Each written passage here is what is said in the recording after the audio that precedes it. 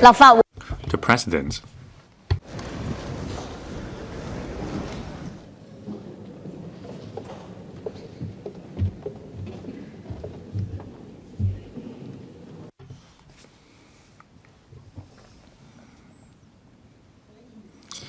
Members, government officials, good morning.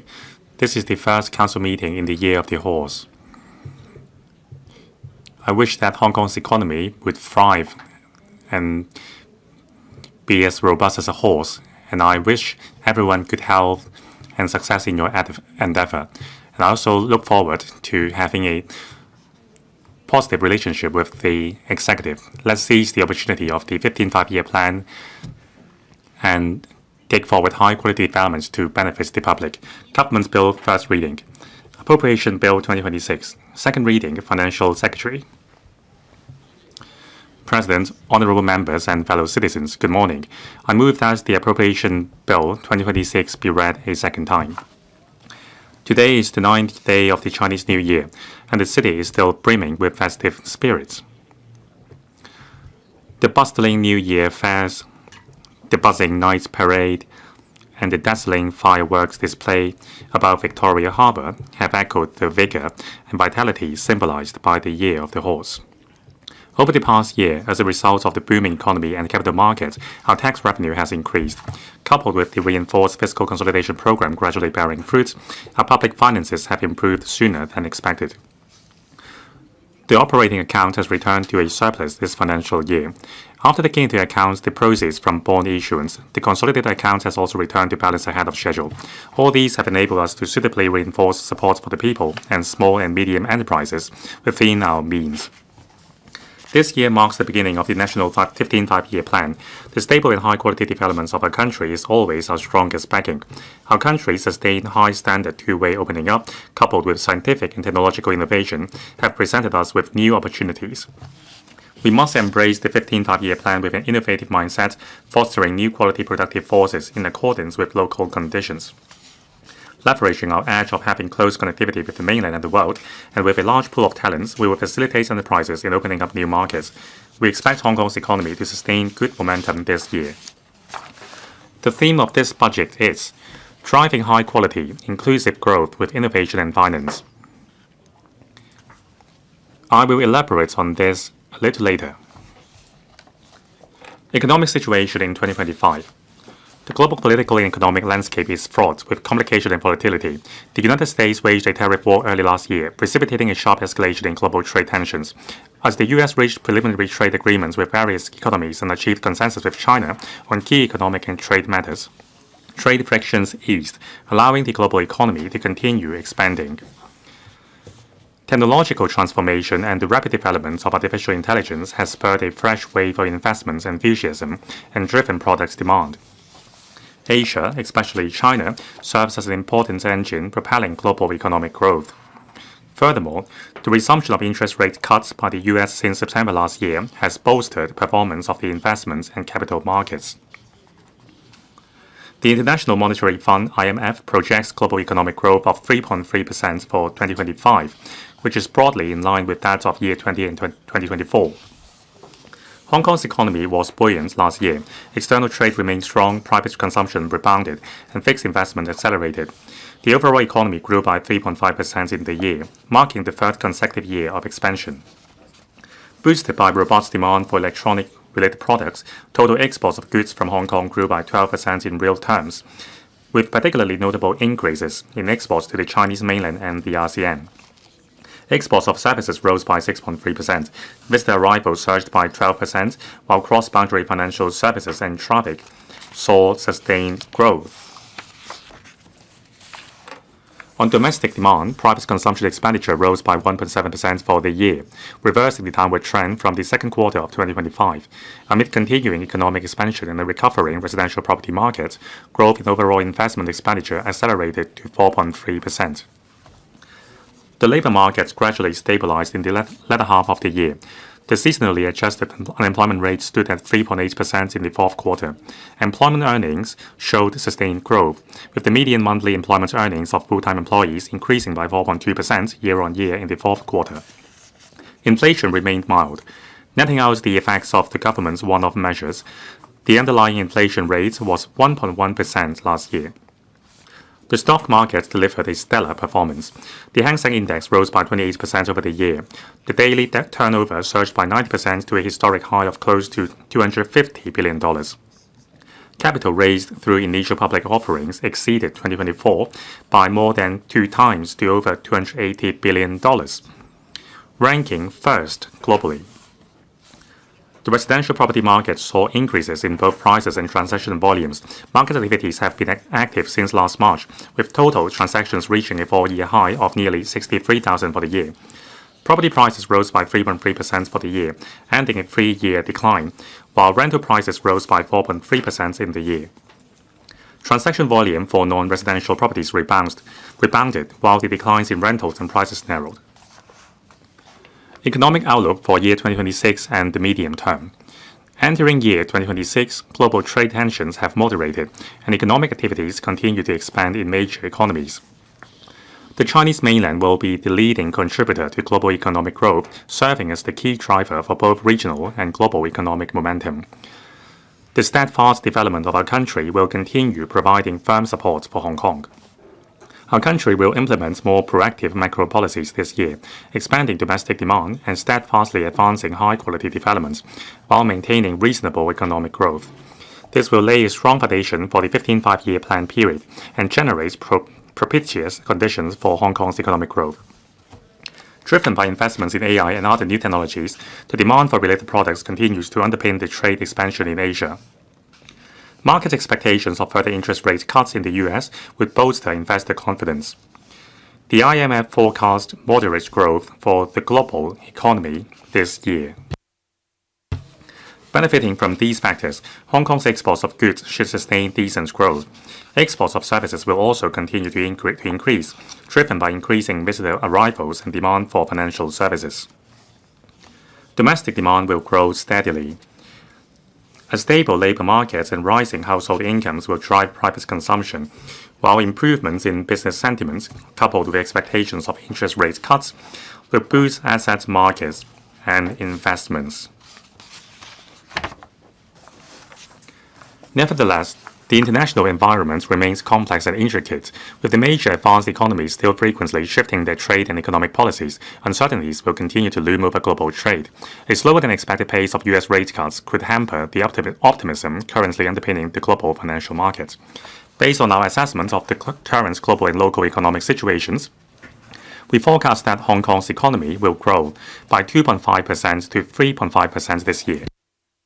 As for prices, external price pressures are in check. With the local economy continuing to expand, inflation this year is expected to be moderately higher than last year. We forecast the underlying inflation rate and the headline inflation rates this year to be 1.7% and 1.8% respectively.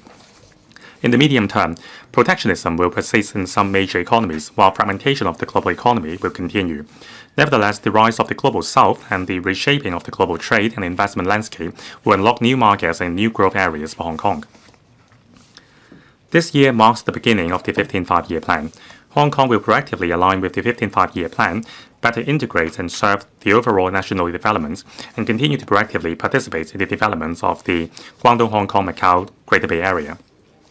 The current term government is committed to expanding economic capacity and enhancing competitiveness, expediting the development of the Northern Metropolis, driving growth through talents, innovation, and technology, and developing new quality productive forces tailored to local circumstances for promoting high-quality economic development.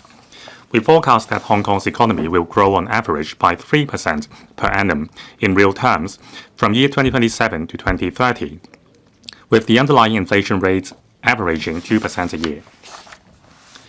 Sustaining momentum and accelerating economic development.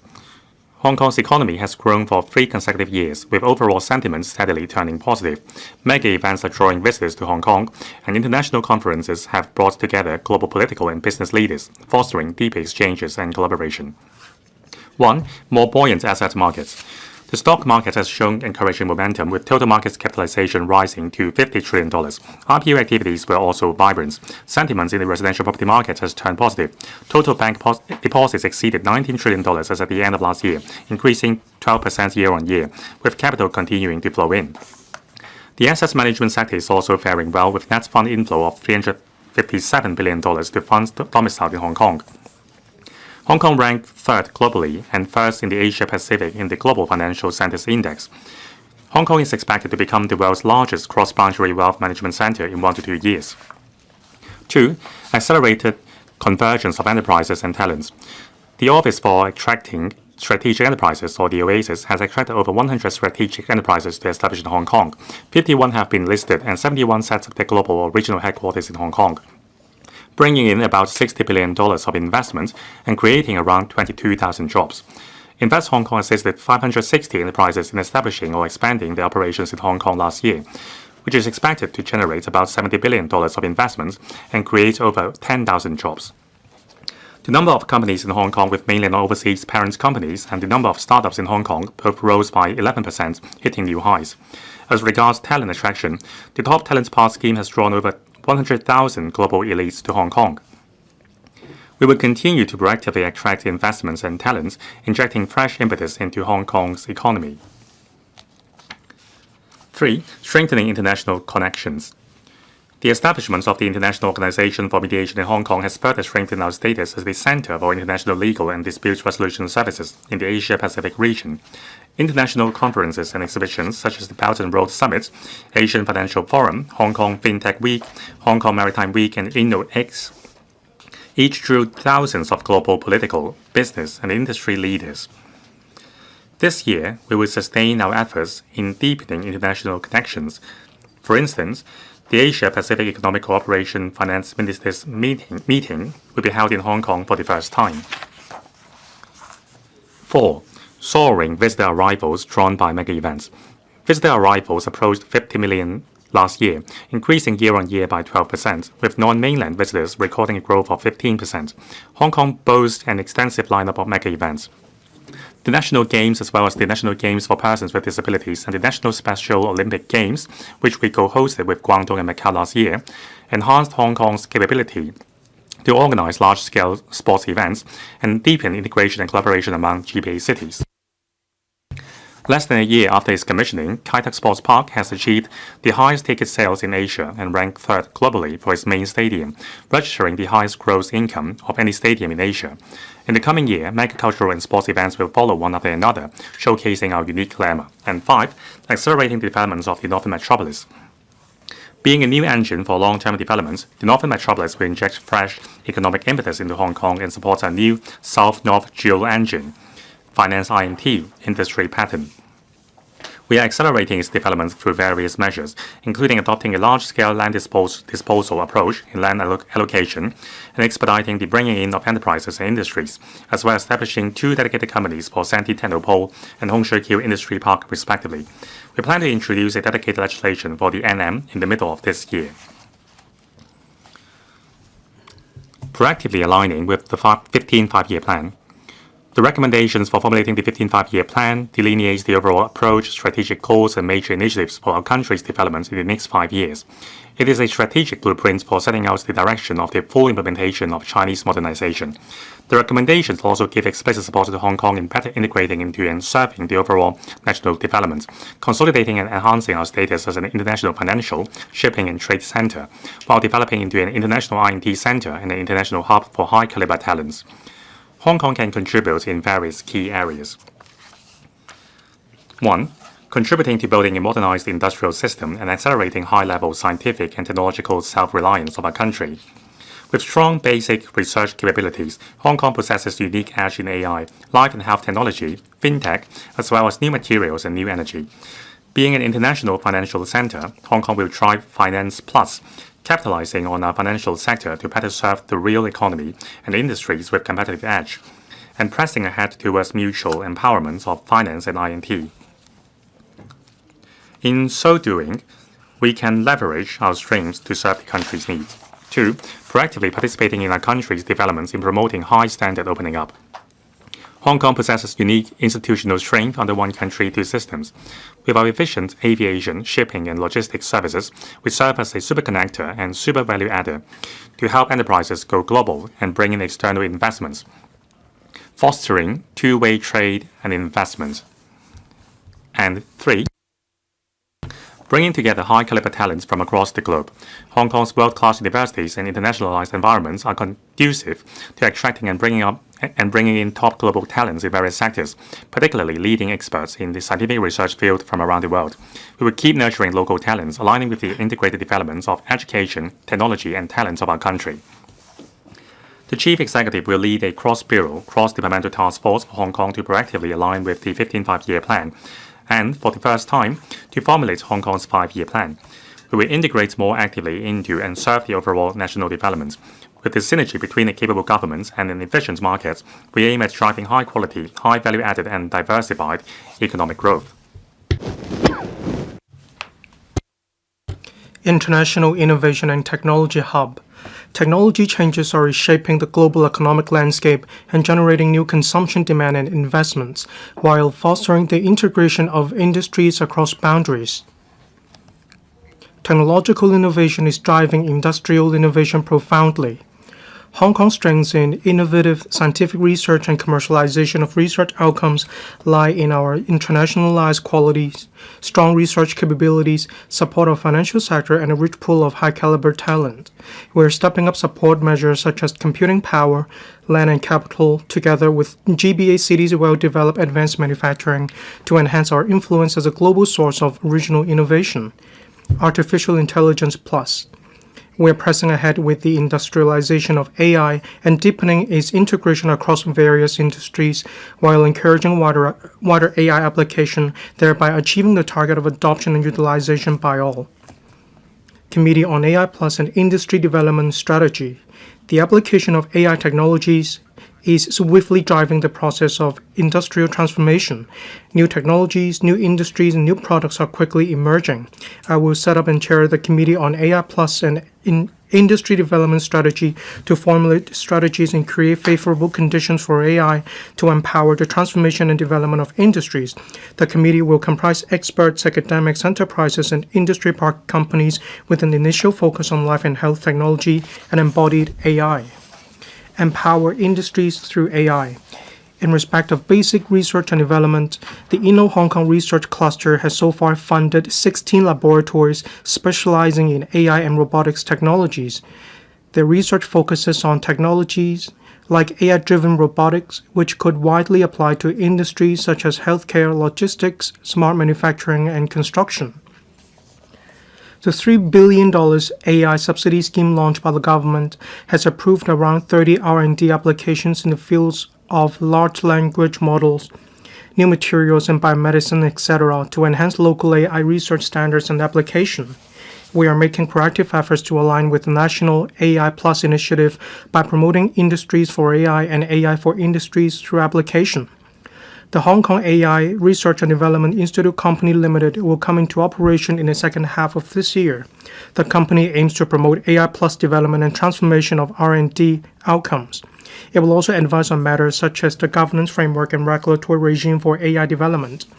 The Hong Kong Monetary Authority and Cyberport have recently started trials for the second cohort of sandboxes, focusing on AI versus AI strategies for promoting secure and responsible AI application in the banking sector. Computing infrastructure. Hong Kong's overall computing power has now reached 5,000 petaflops, laying an important foundation for supporting AI development. The data facility cluster at Sandy Ridge, which can provide a gross floor area of 250,000 square meters, will further enhance Hong Kong's overall computing power. The tender result of the site will be announced shortly. The cluster will render crucial support for data and computing power required by the use of AI. AI training for all. AI brings new opportunities to society and the job market. The key is to popularize the understanding and use of AI by all levels of society. We will invite public organizations to organize, in collaboration with technology enterprises and tertiary institutions, AI application courses, seminars, and competitions targeting students, young people, and members of the public for enhancing their AI awareness and application skills and to be responsible AI users. We will set aside $50 million to take forward this initiative. In the 2025-26 to 2027-28 triennium, the UGC-funded universities will introduce a total of 27 undergraduate programs related to STEAM, including AI, creative industries, data science, and so on. As regards self-financing post-secondary institutions, AI-related programs will be prioritized for inclusion in the study subsidy scheme for designated professions or sectors starting from 2027-28 academic year. Meanwhile, the Vocational Training Council, that is VTC, also includes AI application in the compulsory modules on information technology for all of its higher diploma programs. The Employees Retraining Board will be upgraded as Upskill Hong Kong, providing various types of skill-based training courses, including AI application, thereby enhancing the competitiveness of the local workforce. The Quality Education Fund has earmarked $2 billion to take forward digital education in primary and secondary schools by offering school-based AI education programs and subsidizing students to participate in related activities. We also provide AI training for teachers. Data utilization. To further enhance the utilization of data within the government, we will allocate additional resources to the Census and Statistics Department to expand its consulting and analysis services on data science for bureaus and departments in order to identify pain points in operations and propose corresponding solutions. The CNSD will also launch a new online platform for interactive data dissemination service next month. Through integrating different types of statistical data, this platform enables enterprises and the public to conduct cross-subject analysis. A natural language data query feature will be introduced into the platform in the third quarter. Empower public services through AI. Various departments are proactively leveraging AI and related technologies to promote digital intelligence for enhancing the standard of public services. For instance, traffic management. The Transport Department will explore the setting up of a traffic management platform integrating the use of big data analytics and AI, allowing comprehensive monitoring of real-time traffic conditions and enhancing management efficiency. Employment services. To provide better services for job seekers and employers, the Labor Department will optimize job matching with AI. Flood alert. The Drainage Services Department will enhance its smart flood forecast and alert system. Besides, the DSD has developed an AI large vision language model to analyze the images captured by street cameras, thereby speeding up emergency response. And finally, landslide risk assessment. To enhance the landslide warning system, the Civil Engineering and Development Department will consolidate Hong Kong's rainfall data, landslide records, and man-made slope data this year for conducting real-time and dynamic landslide risk assessment. The government has set up the AI Efficacy Enhancement Team to coordinate and steer government departments to apply AI, conduct process re-engineering, and enhance efficiency. We will allocate $100 million for introducing leading technologies from the industry to accelerate digital intelligence transformation of the government. The Civil Service College will work with the Digital Policy Office DPO to provide AI training for civil servants to better grasp the relevant knowledge. Life and health. We are actively advancing the integrated development of life and health technology at upstream, midstream, and downstream levels. On upstream R&D, we will pursue its development through a 1+3 model involving the headquarters of the Life and Health Technology Research Institutes to be set up in the Hong Kong Park of the He-Tao Cooperation Zone, that is He-Tao Hong Kong Park for short, and 3 branches to be set up by universities. In addition, we have set up various R&D centers under the Inno Hong Kong research clusters. On midstream outcome transformation, the research, academic, and industry sectors 1+ scheme, that is RACE Plus, has supported a total of 15 projects. As for downstream industries, 3 major I&T parks together host nearly 500 relevant enterprises and organizations, creating a vibrant ecosystem. International Health and Medical Innovation Hub, R&D and Transformation of Biomedicine Technology. The GBA International Clinical Trial Institute, situated in the He-Tao Hong Kong Park, has launched a collaboration platform with the Shenzhen Park. It provides a one-stop clinical trial support platform that brings together researchers and integrates databases for promoting R&D of biomedicine and vaccines. The International Clinical Trial Academy will be established next year, which will help the mainland's biomedicine technology to go global and attract foreign investments, thereby helping to develop Hong Kong into an international health and medical innovation hub. Cross-boundary medical collaboration. The government established the Real-World Study and Application Center at the end of last year to support pharmaceutical companies and expedite the launch of innovative drugs and medical devices on the mainland and international markets, contributing to the mainland's drug regulatory science system. Development of Chinese medicine. The Chinese Medicine Development Blueprint outlines the vision for Chinese medicine development in Hong Kong with the aim of of promoting comprehensive, high-quality, and high-standard development of Chinese medicine. We will inject $500 million into the Chinese Medicine Development Fund for undertaking research, training, and international publicity on strategic themes. The Chinese Medicine Hospital of Hong Kong and the Government Chinese Medicines Testing Institute have started services. The new facilities will help spur the development of CM services, scientific research and innovation and standard setting for showcasing the edge of CM to the world. Development of new industrialization. We actively steer local manufacturers towards smart manufacturing, leveraging technologies such as Internet of Things, real-time data, application of data analytics, advanced human-machine interfaces, and robotics. The new industrialization funding scheme has supported over 120 new smart production lines, drawing in private investments of over $1 billion. Moreover, the new industrialization acceleration scheme aims to encourage enterprises to establish high-end smart production facilities in Hong Kong. 4 projects have been supported so far, involving a total investment of about $2.5 billion, of which more than 70% is private investment. The government will launch the new Industrialization Elite Enterprises Nurturing Scheme this year, supporting targeted high-growth enterprises, contributing to the development of new industrialization with the aim of nurturing emerging and future industry enterprises in Hong Kong. The government is committed to implementing the cooperation agreement on the development of new quality productive forces and the promotion of new industrialization signed with the Ministry of Industry and Information Technology to promote industrial collaboration. We will set aside about $220 million for establishing in Hong Kong the first national manufacturing innovation center outside the mainland. The pilot lines for R&D and trial production of third-generation semiconductors of the Hong Kong Microelectronics R&D Institute will start operation this year to facilitate local semiconductors R&D and upgrading of industries. The new industrialization acceleration scheme has also supported 2 enterprises developing semiconductor chip technology and equipment with total investments of over $1.5 billion. We are conducting a study on the medium to long-term development of new industrialization in Hong Kong, including emerging and future industries.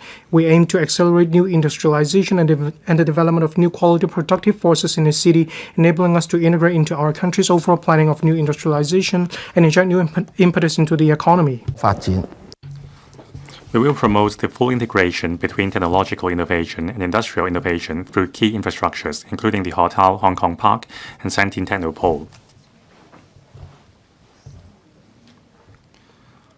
Public-private partnerships.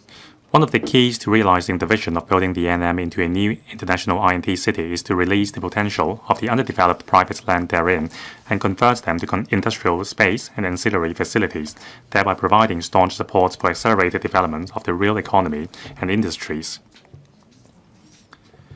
We are exploring ways of further encouraging developers owning land in the NM to collaborate with technology or advanced manufacturing enterprises in submitting joint development proposals to the government. We expect that through tripartite collaboration, relevant land and corporate resources will be channeled towards the target industries for priority developments in Hong Kong. In doing so, the business sector will have greater participation in the I&T transformation of our economy, thereby expediting the NM developments through concerted efforts. Hotel Hong Kong Park. Over 60 enterprises have moved into the first 2 buildings in Phase 1 developments of the Hotel Hong Kong Park, taking up around 80% of floor area. Meanwhile, the planning for Phase 2 development has been completed. The 2 phases together will provide a total floor area of 2 million square meters.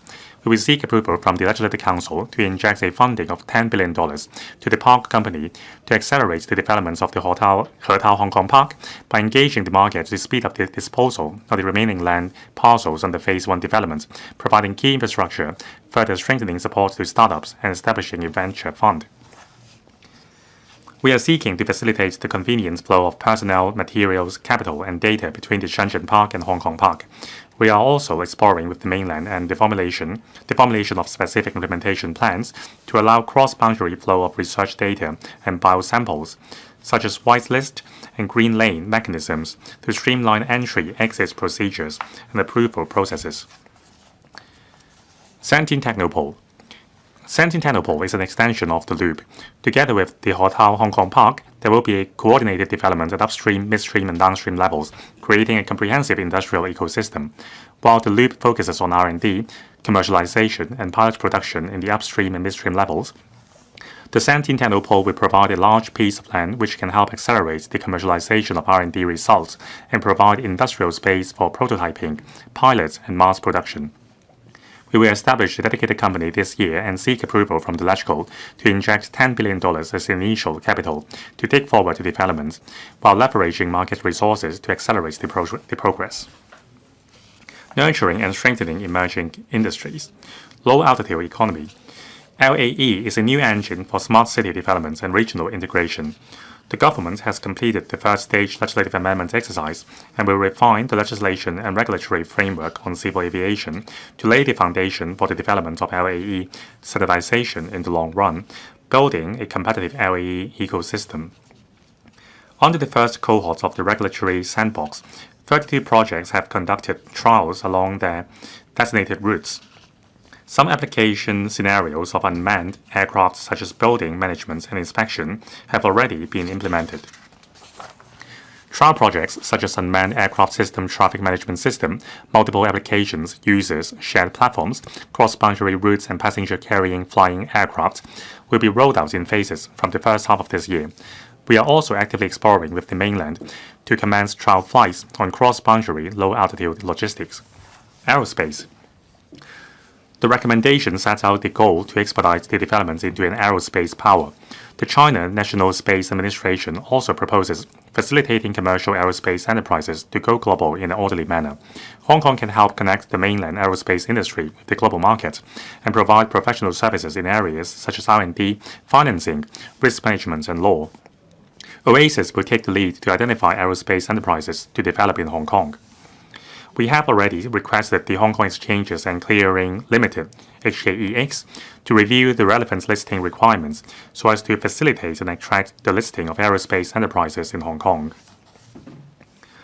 The Hong Kong Space Robotics and Energy Center, established under Inno-Hong Kong, takes part in our country's Chang'e 8 mission. Its multifunctional lunar surface operation robot has entered the spacecraft prototype testing phase, and there would be ground application of such technology. In addition, the Innovation and Technology Fund has allocated over $100 million to support 6 R&D projects from universities. Recently, the CUHK SAT-1 satellite, developed by the Chinese University of Hong Kong and supported by the IDF, was successfully launched and entered into the planned orbit. Low Earth orbit satellites can support the development of high-end industries. We will proactively expand telecommunications infrastructure, streamline the relevant licensing regime, and promote future 6G applications. Autonomous driving. On the premise of ensuring road safety, the government is accelerating the development of autonomous driving into driverless mode and scaling up its operations, with a view to expediting its transition to commercial operations and encouraging the industry to leverage Hong Kong as a platform to tap into overseas markets. The Airport City Link autonomous transport system, scheduled for operation this year, will become the first commercially operated project in Hong Kong. New materials.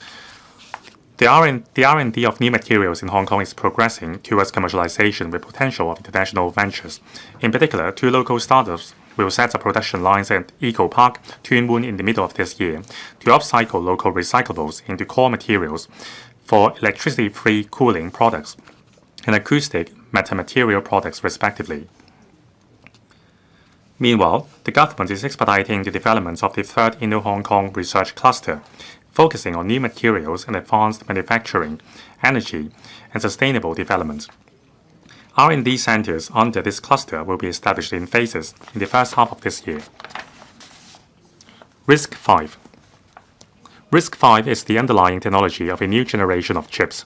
Its open-source nature has overcome the limitations of the closed nature of traditional technology, thereby spearheading a transformative wave of change in the chip design and application on a global scale. The Hong Kong Investment Corporation, or Hong Kong IC, has been actively promoting R&D and industrialization of the RISC-V technology through strategic investments and collaboration with leading enterprises.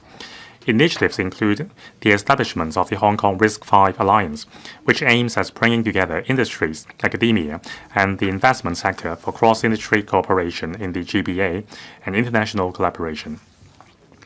Embodied AI. The development of AI has transitioned from large language models towards embodied intelligence capable of interacting with the physical world. The technology and application of different carriers, for instance, robotics, will continue to evolve. This will bring fundamental changes to manufacturing processes, business operation, and our daily lives. Various INT parks and HAIC also provide support to embodied AI startups. The government will actively promote the development of an ecosystem for embodied AI and application of related products. Quantum technology. Quantum technology can propel an exponential leap in computing power, communication security, and sensing accuracy. Such technological breakthroughs will lead to more innovative applications. A number of studies are being conducted by the tertiary institutions on various areas, such as developing the AI-based quantum simulation platform and advancing the convergence of AI and quantum computing through various platforms, including in Hong Kong. 2 state key laboratories relevant to quantum technology have also been established in Hong Kong. The government will actively promote the relevant basic research and industry application. Innovation and Technology Industry-Oriented Fund. The government introduced the $10 billion Innovation and Technology Industry-Oriented Fund to channel markets capital to invest in emerging fields of strategic importance, such as life and health technology, AI and robotics, as well as future industries. The selection of fund managers is underway. We aim at commencing the operation of the fund within this year. Enhance collaboration among the industry, academic, and research sectors. The $10 billion Raise Plus scheme funds research teams from universities on a matching basis to transform and commercialize R&D outcomes. A total of 49 projects were approved, covering fields such as health and medical sciences, new materials and new energy, AI, and advanced manufacturing. Relevant products will be launched in the market. Review tax arrangements for R&D expenditures. Close economic integration of Hong Kong with the GBA brings about opportunities for cross-boundary scientific collaboration, technology transfer, and the development of emerging and future industries. The government will review and enhance tax arrangements for R&D expenditures. Patient capital. Hong Kong IC. In addition to seeking medium to long-term investment returns for our fiscal reserves, the Hong Kong IC aims to bring in more frontier technology enterprises and patient capital to Hong Kong, as well as promote in-depth collaboration among the government, industry, academia, research institutes, and investors. It also aims to accelerate the establishment of Hong Kong's INT ecosystem and the development of strategic industry chains. All these will enhance our competitiveness and contribute to the diversified development of our economy. Since its full operation, the Hong Kong IC has invested in over 190 projects spanning various fields, which mainly include hard and core technology, life technology, new energy, and green technology. 10 of the investee companies are already listed in Hong Kong, with a further 20 preparing for listing this year. Every dollar invested by the Hong Kong IC attracted over $8 of long-term capital investment, effectively drawing patient capital from the global market to jointly expedite the development and innovative application of frontier technologies. Considering that the initial capital of the Hong Kong IC of $62 billion has been largely allocated, we will arrange for capital injection in a timely manner to further promote INT development and industry clustering. International Financial Center. The global political and economic landscape is undergoing profound transformations. Despite the complex and ever-changing external environment, Hong Kong's financial market has performed strongly and our financial system remains robust. We'll continue to consolidate our existing strengths, tap into emerging fields, strengthen market systems and risk control, and deepen financial cooperation in the GBA. By doing so, we will enhance Hong Kong's role as an international financial center on all fronts and contribute to the national strategic goal of accelerating China's development as a financial powerhouse. We will also leverage our strengths in finance to drive industry development that is finance plus. Consolidating existing strengths. Advance internationalization of renminbi. The recommendations have called for advancing the internationalization of renminbi and pursuing greater openness of renminbi capital accounts. We will leverage Hong Kong's unique strengths and proactively align with national development strategies.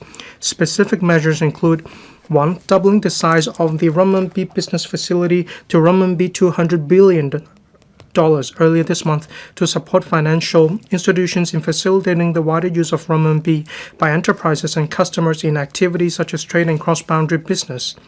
2. Promoting more convenient foreign exchange quotations and transactions between renminbi and other regional currencies to reduce transaction costs. 3. Issuing renminbi bonds of different tenors on a regular basis to enrich product offerings in the offshore renminbi market and improve the offshore renminbi bond yield curve. 4. Exploring with the industry the formation of the offshore renminbi yield curve and looking into specific measures to improve price discovery in the short to medium term interest rate market. And 5. Attracting high-quality issuers to increase renminbi bond issuances in Hong Kong and tapping into emerging markets to bring more cross-boundary renminbi transactions to Hong Kong. In order to enrich mutual market access, we will actively explore with the mainland the acceleration of the issuance of mainland government bond futures in Hong Kong, the inclusion of real estate investment trusts, that is REIT, under mutual access, and the inclusion of a renminbi trading counter under the southbound trading of the Stock Connect. We will explore further enhancements to the Bond Connect securities market. Since the implementation of severe weather trading arrangements by the Hong Kong Ex in September 2024, the stock market has operated in inclement weather for 7 trading days. The trading maintained market liquidity while generating stamp duty revenue of about $2.5 billion. To continue enhancing the securities market, attracting issuers, and boosting market efficiency, the Hong Kong Ex will take forward the following measures.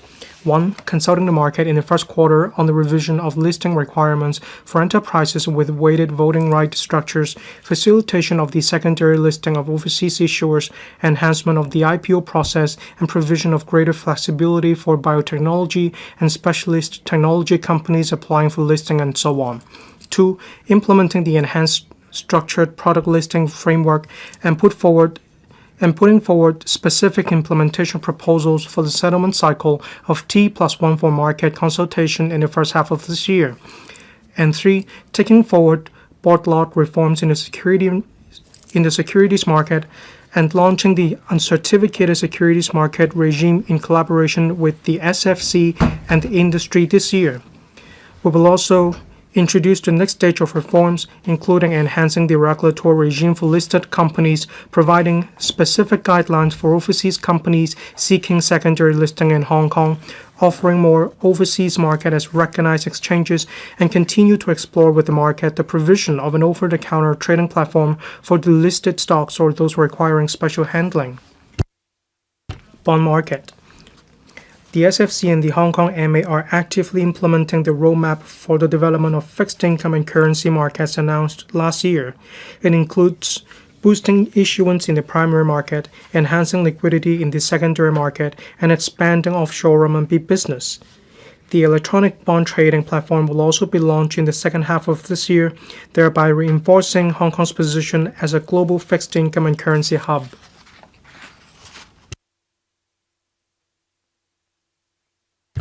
To promote innovation in the bond market, the government issued the third batch of tokenized bonds with an issuance size of $10 billion in the fourth quarter last year. It marked the largest tokenized bond issuance in the world at the time. The option to settle via tokenized central bank money also laid the foundation for future integration with other forms of digital money. We will continue issuing tokenized bonds on a regular basis. The Hong Kong MA will also encourage more digital bond issuances in Hong Kong through the Digital Bond Grant Scheme. Asset and Wealth Management Center. The number of single-family offices in Hong Kong exceeds 3,300. To attract more family offices and funds to set up in Hong Kong, we will enhance our tax regime, including expanding the scope of fund to cover specific funds of one, as well as classifying digital assets, precious metals, specified commodities, and so on, as qualifying investments eligible for tax concessions. We will introduce an amendment bill in the first half of this year in order to effect the implementation from the year of assessment 2025-26. The government and the SFC will continue to promote the development of the REIT market. In addition to seeking early inclusion of REITs under mutual market access, we will introduce an amendment bill this year to enable the privatization or restructuring of REITs. We will also provide a stamp duty waiver for the transfer of non-residential properties into REITs seeking to list. The relevant amendment bill will be introduced in the first half of next year. The integrated fund platform under the Hong Kong X will expand its services this year, covering fund sales, procedures such as payment and settlement to enhance market efficiency and lower transaction costs. Exploring emerging sectors. Corporate treasury centers. We are determined to strengthen the role of Hong Kong as a key base for the establishment of corporate treasury centers and boost the city's appeal as a platform for bringing in and going global. To this end, we will announce a series of enhancement measures in the middle of this year, including providing additional tax incentives and flexibility to CTCs and their associated companies and introducing a pre-approval mechanism. Attracting enterprises to redomicile to Hong Kong. Since the commencement of the company redomiciliation regime last year, the company's registry has approved a total of 22 redomiciliation applications, while about 20 applications are being processed. We will step up publicity to attract more enterprises to set up in Hong Kong. Facilitating asset management by enterprises. To enhance the business environment and facilitate internal restructuring by enterprises, we propose to relax the criteria for stamp duty relief in relation to the intra-group transfer of assets. This would expand the scope of eligible associated body corporates. We will introduce an amendment bill this year, and a new arrangement will apply retrospectively to instruments signed from today. Developing fintech and financial infrastructure. Development of digital assets. The government published the second policy statement on digital assets for developing Hong Kong into a global hub for digital asset innovation through the establishment of a comprehensive regulatory framework. We will introduce a bill this year to establish licensing regimes for, among others, digital asset dealing and custodian service providers. Hong Kong has implemented the licensing regime for issuers of fiat reference stablecoins. The first batch of licenses will be issued next month. The government and financial regulators will continue to facilitate license issuers in Hong Kong to explore different application scenarios in a compliant and risk-controlled manner. On the premise that sufficient investor protection is in place, the SFC will further enhance the liquidity of Hong Kong's digital asset market and facilitate the offering of more products and services to professional investors. The SFC will also set up an accelerator to expedite market innovation. To support the application of tokenization technology in bond issuance and transactions, the government will provide guidelines to clarify that registers of debenture holders can be kept in the form of a distributed ledger. We will also explore the adoption of electronic signature for bond issuance documents and the digitalization of bearer bonds. Crypto asset reporting framework. We will amend the Inland Revenue Ordinance for implementing the crypto asset reporting framework as well as the amended Common Reporting Standard by the Organization for Economic Cooperation and Development, that is OECD for short, in the coming 2 years. This will contribute to international efforts in enhancing tax transparency and combating cross-border tax evasion. We will introduce an amendment bill in the first half of this year. Project Ensemble. The Hong Kong MA launched the Ensemble trial project, that is Ensemble TX. The pilot phase of Project Ensemble last November to enable industry participants to make real value transactions involving tokenized deposits and digital assets within a controlled pilot environment. The Hong Kong MA will continually upgrade the system to support settlement on a 24/7 basis and develop local standards to strengthen Hong Kong's interoperability with other markets. Commercial data interchange. Last year, the Hong Kong MA launched Project Cargo X under the commercial data interchange to enhance the digital ecosystem for trade finance by harnessing the power of cargo and trade data. The government is actively following up on the recommendations of the expert panel on Cargo X in order to promote Hong Kong as a leading trade financing center and supply chain hub. Building the international gold trading market. Following the signing of a cooperation agreement with the Shanghai Gold Exchange earlier this year and the establishment of a Hong Kong's central clearing system for gold, we will 1. Explore offering tax incentive for eligible institutions conducting gold trading and settlement in Hong Kong. 2. Assisting the industry in setting up an industry-led trade association to consolidate resources, step up promotion, and foster ties with industry stakeholders from around the world. And 3. Help the industry keep abreast of the latest gold market developments, acquire relevant skills, and develop a training framework. Strengthening market systems and risk control. Strengthening market systems. One-stop multi-asset class post-trade securities infrastructure. The Hong Kong MA's CMU OmniClear Holdings Limited, CMU OmniClear, and the Hong Kong X will soon start a study on the establishment of a one-stop multi-asset class post-trade securities infrastructure to cover mainland and Hong Kong equity and debt securities. This will facilitate cross-product and cross-boundary collateral connectivity, enhancing market liquidity and risk management.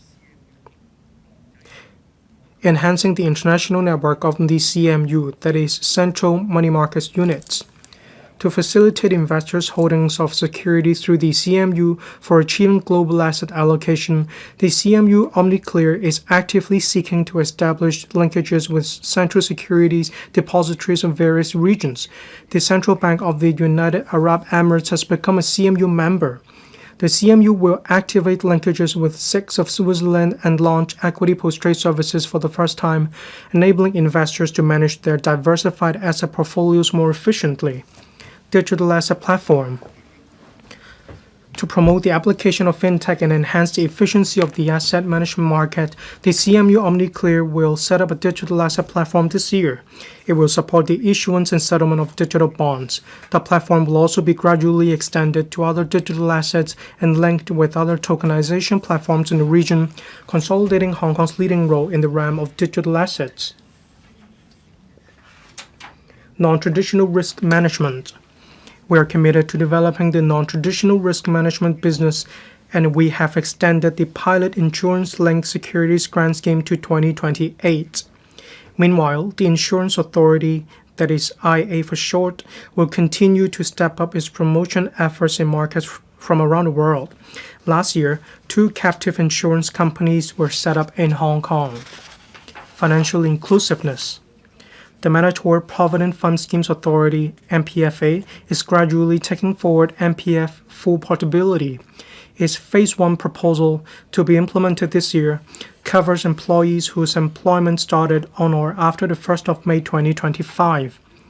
We will introduce an amendment bill in the first half of next year to extend the coverage to employees whose employment started before the above date, and enhancing the regulatory regime. To better protect employees' MPF benefits, the MPFA proposes to enhance the process of recovering default contributions from employers. It will also enhance the flexibility for trustees and relevant service providers in making MPF investments. Upon completion of the MPFA's stakeholder consultation this year, the government will introduce an amendment bill. The IA will enhance the risk-based capital regime for insurance companies, adjusting risk parameters for the general insurance business and providing capital relief for infrastructure investments.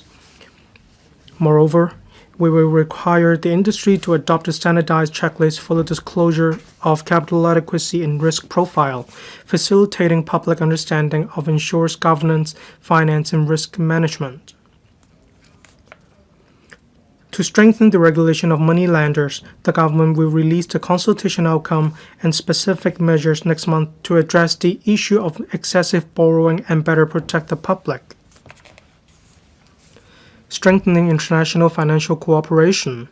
The Asian Infrastructure Investment Bank, that is AIIB, announced at the end of last year its plan to set up an office in Hong Kong. The government is proactively facilitating and providing the necessary support. We will hold for the first time the Asia-Pacific Economic Cooperation Finance Ministers meeting this year. We will continue to host various financial mega events, including the Global Financial Leaders Investment Summit, the Wealth for Good in Hong Kong Summit, and the Hong Kong FinTech Week Cross Start Me Up Hong Kong Festival. The Asian Financial Forum will celebrate its 20th anniversary next year, and we will strengthen the element of finance empowering business that is Finance Plus at the forum. Enhancing industries with competitive edge. The recommendations, apart from further reinforcing Hong Kong's strategic position, support us to consolidate and enhance industries with competitive edge. International Trade Center. Facing a complicated and ever-changing geopolitical and economic landscape, we will consolidate and enhance our status as an international trade center on all fronts through a series of policy initiatives. Expand commercial and trade network. Hong Kong will strengthen its role as the functional node for the Belt and Road Initiative. We will collaborate with industry players to further develop the ASEAN and Middle East markets and explore the potential of Central Asia, South Asia, and North Africa markets. Meanwhile, we will forge more free trade agreements and investment agreements. We have concluded negotiation of investment agreements with Qatar, Bangladesh, and Peru, respectively, and are exploring the signing of new IAs with Saudi Arabia and Egypt. Hong Kong has so far signed a total of 55 Comprehensive Avoidance of Double Taxation Agreements, or CTTA, including those signed with Jordan, Maldives, Norway, and Rwanda last year. We will further expand our CTTA network. We will continue reaching out to relevant authorities in BNR regions to seek more projects matching opportunities for Hong Kong enterprises and professional services, while encouraging and assisting external organizations to stage roadshows in Hong Kong. Outbound missions and project matching activities will also be organized to promote our professional services. Attract enterprises and investment. To further attract enterprises to set up in Hong Kong, last year's policy address announced that we would formulate preferential policy packages to promote industries and investment.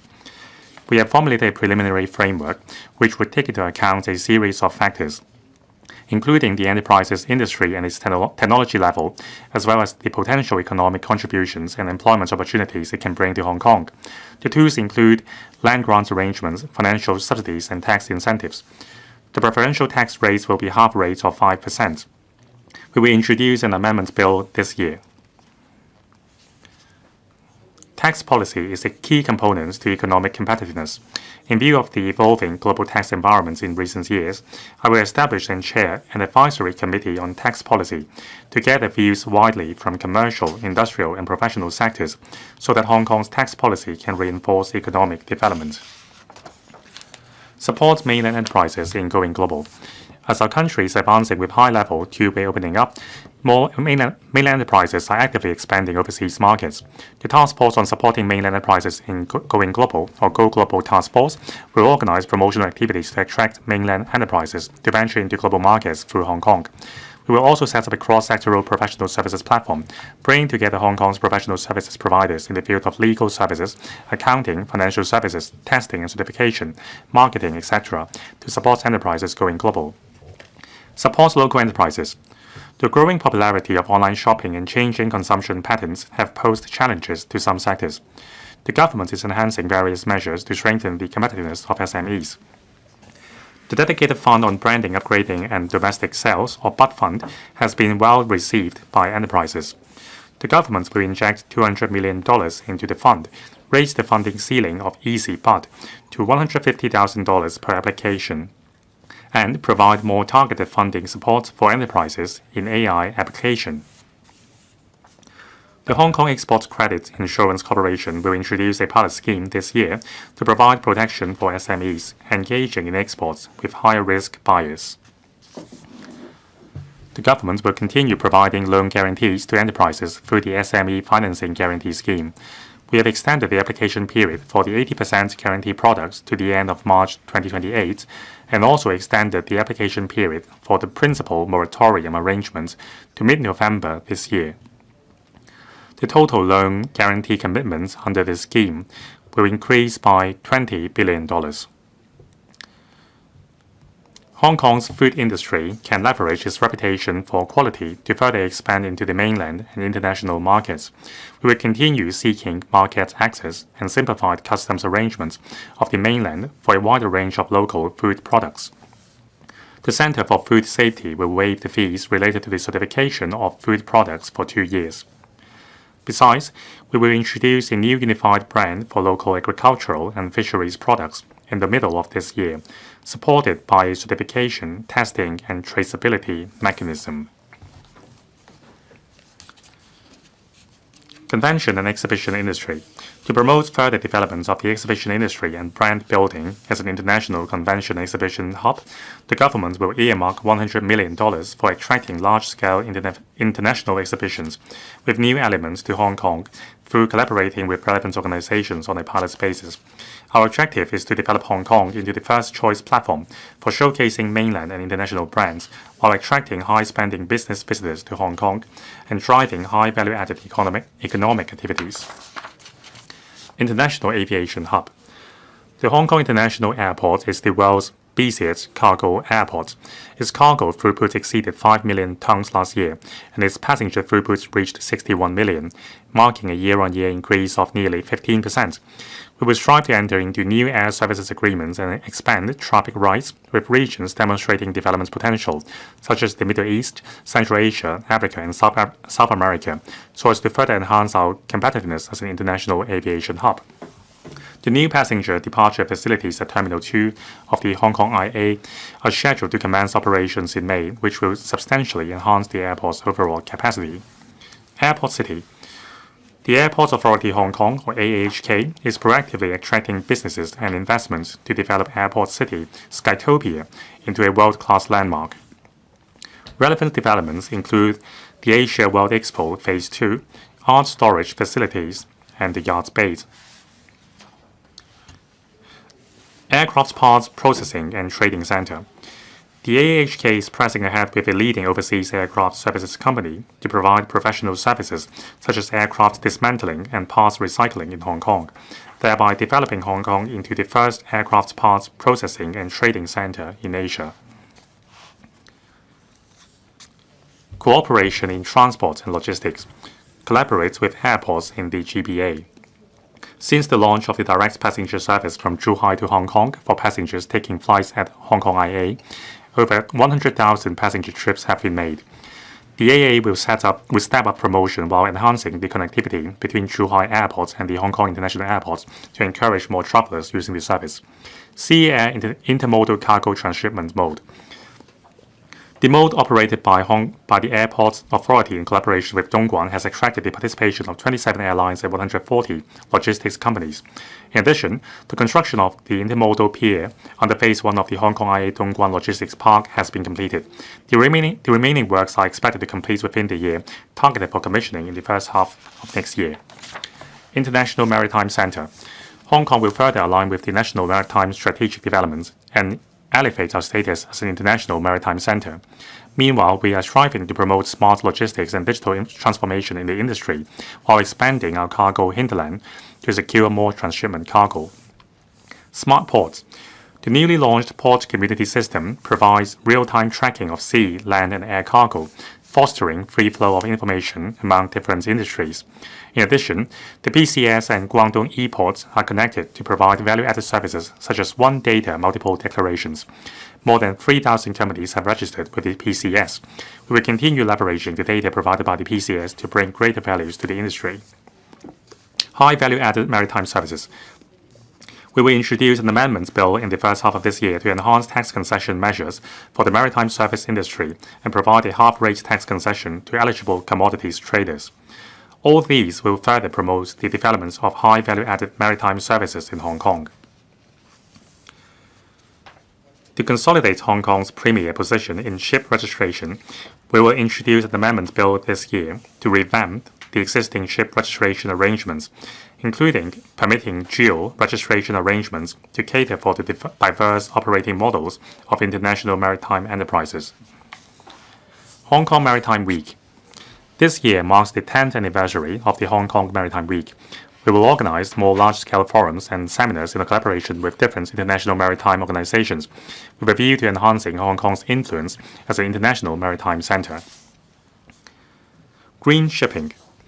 Develop a green maritime fuel bunkering center. To develop Hong Kong into a green maritime fuel bunkering and trading center, The government will provide port use concessions for vessels powered by green fuel, as well as those carrying green fuels to attract more vessels to bunker green fuel in Hong Kong. An incentive scheme will also be launched for green vessels registered in Hong Kong to encourage green transformation of Hong Kong fleets. All these involve government subsidies of around $34 million. The government will take forward a legislative amendment exercise this year to provide more anchorages for green maritime fuel bunkering operations. Synergy of financial and maritime services. The international maritime industry is undergoing green transformation. Substantial capital investments are needed for building new green vessels or retrofitting existing ones. We will leverage our strengths to promote the co-development of financial and maritime centers. Open up new cargo sources. We are fully committed to establishing a comprehensive rail, sea, land, river intermodal transport system connecting the inland region, striving to channel more inland cargo for exports through Hong Kong. The relevant legislation will be amended within this year to extend the current arrangements under the Air Transshipment Cargo Exemption Scheme to other sea transshipment and sea-air transshipment modes. Smart logistics. To develop Hong Kong into an international smart logistics hub, the government will launch the Future Innovative Logistics Acceleration Scheme this year to drive the transformation of the industry and enhance the interconnectivity of logistics data with a view to increasing the competitiveness of the logistics industry. Modern Logistics Cluster. The Hung Shui Kiu Ha-Chun New Development Area is connected with the Qianhai Cooperation Zone and will become the center for modern services in the NM. The government has reserved about 32 hectares of land for developing a modern logistics cluster, and will invite expressions of interest from the industry for the development of the first site this year. International Legal and Dispute Resolution Services Center, International Legal Hub. The Department of Justice (DOJ) is preparing for the development of the Hong Kong International Legal Service Building as a new landmark of International Legal Hub, which will be home to the headquarters of the Hong Kong International Legal Talents Training Academy and International Legal and Dispute Resolution Services institutions and so on. The preparatory works will commence this year. The DOJ will continue to attract international legal and dispute resolution services institutions to establish offices in Hong Kong. Amongst them, the International Institute for the Unification of Private Law, that is UNIDRA, will establish its Asia-Pacific Liaison Office in Hong Kong this year, strengthening the promotion of mediation and arbitration services. The government will strengthen the regulatory framework for accreditation and disciplinary matters of the mediation profession in Hong Kong and will take forward the legislative exercise this year, developing a sports dispute resolution system. We have launched the pilot scheme on sports dispute resolution to advance Hong Kong's development as an international center for sports dispute resolution. Strengthening professional collaboration. The Hong Kong Professional Services Go Global platform, initiated by the DOJ, was officially launched at the end of last year to work with our professional services sectors in supporting mainland enterprises to go global with Hong Kong as their preferred platform. Regional Intellectual Property Trading Center. Hong Kong is actively fulfilling its role as a regional intellectual property trading center. We will refine the associated tax regime and institutional framework, nurture talent, leverage our strengths in professional services in order to boost economic development through driving IP trading and financing. Tax deduction arrangements. We are consulting the trade on tax deduction arrangements for capital expenditure incurred for purchasing IP or the rights to use IP. We plan to introduce an amendment bill this year. Reducing costs will facilitate more relevant trading facilities, which would be conducive to the development of knowledge-intensive industries and could reinforce Hong Kong's position as a regional IP trading center. IP Financing Sandbox. The IP Financing Sandbox was launched at the end of last year with 3 major Hong Kong banks and their customers from the biotechnology, electronics, and technology sectors, as well as legal and professional services organizations participating in the pilot project. The Commerce and Economic Development Bureau and the Intellectual Property Development will, together with the Hong Kong MA, closely monitor the operation of the sandbox and will make follow-up arrangements. patent valuation support. The Hong Kong has earmarked $28 million to support the Hong Kong Technology and Innovation Support Center in providing INT enterprises with patent evaluation based on Guobiao, GB, and implementing the 2-year pilot patent valuation support scheme to assist INT enterprises for conducting valuation of their patent assets. Patent examination. The IPD will expand its team of patent examiners, particularly for original grant patent applications in major technology fields to strengthen its in-house examination capacity and provide more robust legal protection for R&D outcomes. Talent training. Together with the VTC, the IPD will roll out a 2-year pilot program and establish the Intellectual Property Academy to provide on-the-job training linked to the qualifications framework. We have earmarked $52 million for the project, which is targeted to start at the end of this year. Business matching. With a robust IP protection regime and professional expertise, Hong Kong can provide comprehensive support to mainland enterprises. Following the arrangement for mainland enterprises to participate in matching activities in Hong Kong at the end of last year, the IPD will collaborate with mainland to organize Hong Kong IP professionals to participate in mainland business matching programs in the middle of this year. International Hub for High Caliber Talent. Hong Kong ranks first in Asia and fourth globally in the World Talent Ranking 2025.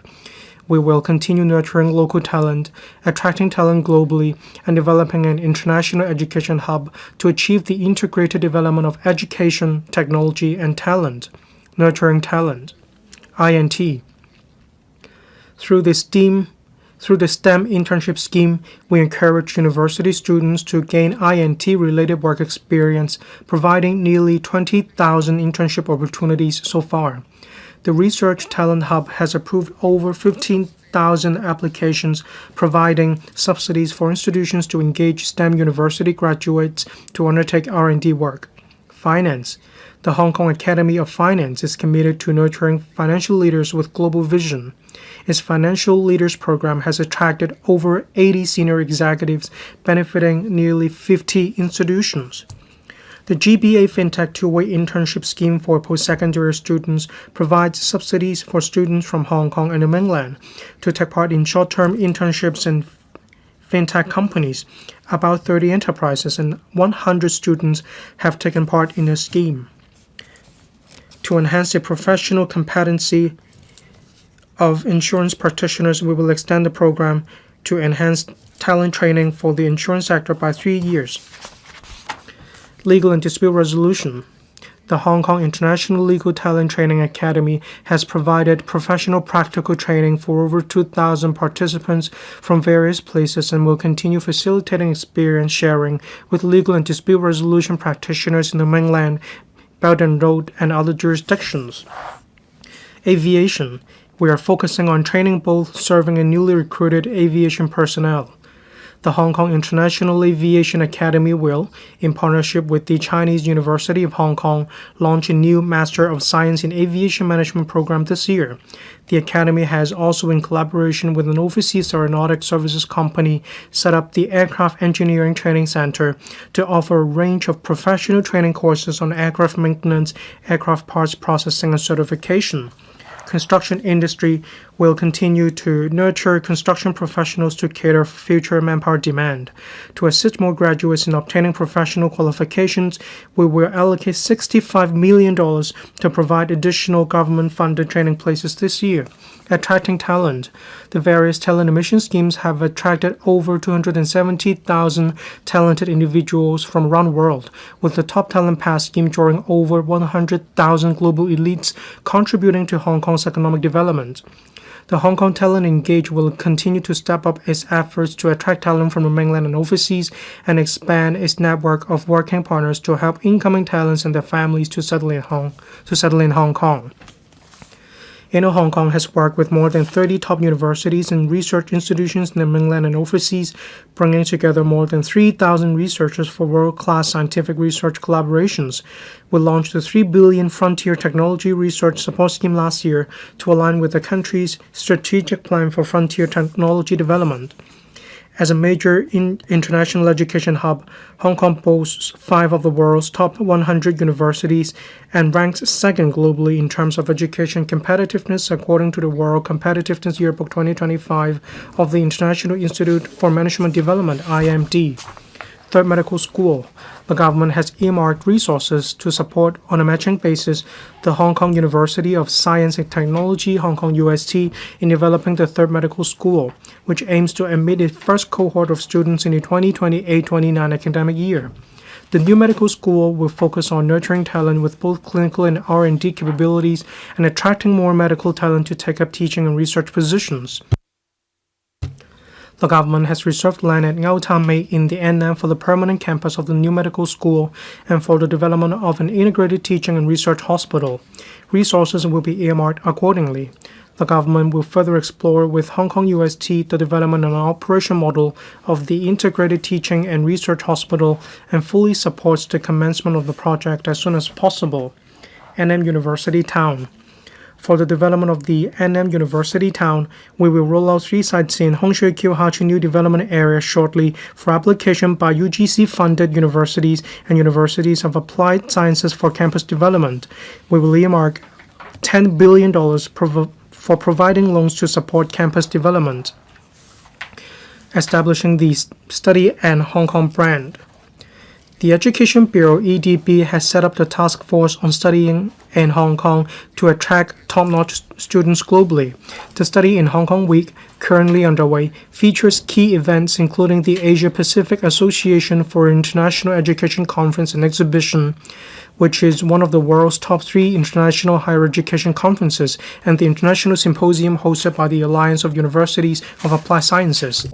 Integrated development of culture, sports and tourism.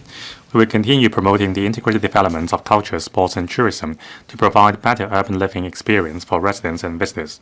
Tourism industry. Last year saw an increase of 12% in visitor arrivals, creating business and job opportunities for related sectors.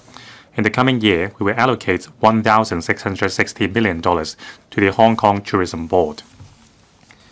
Highlight Hong Kong's uniqueness to enhance tourism appeal. Hong Kong is the events capital of Asia. The Hong Kong TB will scale up its flagship events and promotion, introducing new elements and extending events duration, and organize more signature festive events to highlight Hong Kong's East meets West uniqueness. Building on the success of last year's immersive light show in Central, featuring spectacular 3D light shows, the Hong Kong Tourism Board will launch a brand new show with the theme of light festivals across various locations at different times of the year to replace a symphony of lights.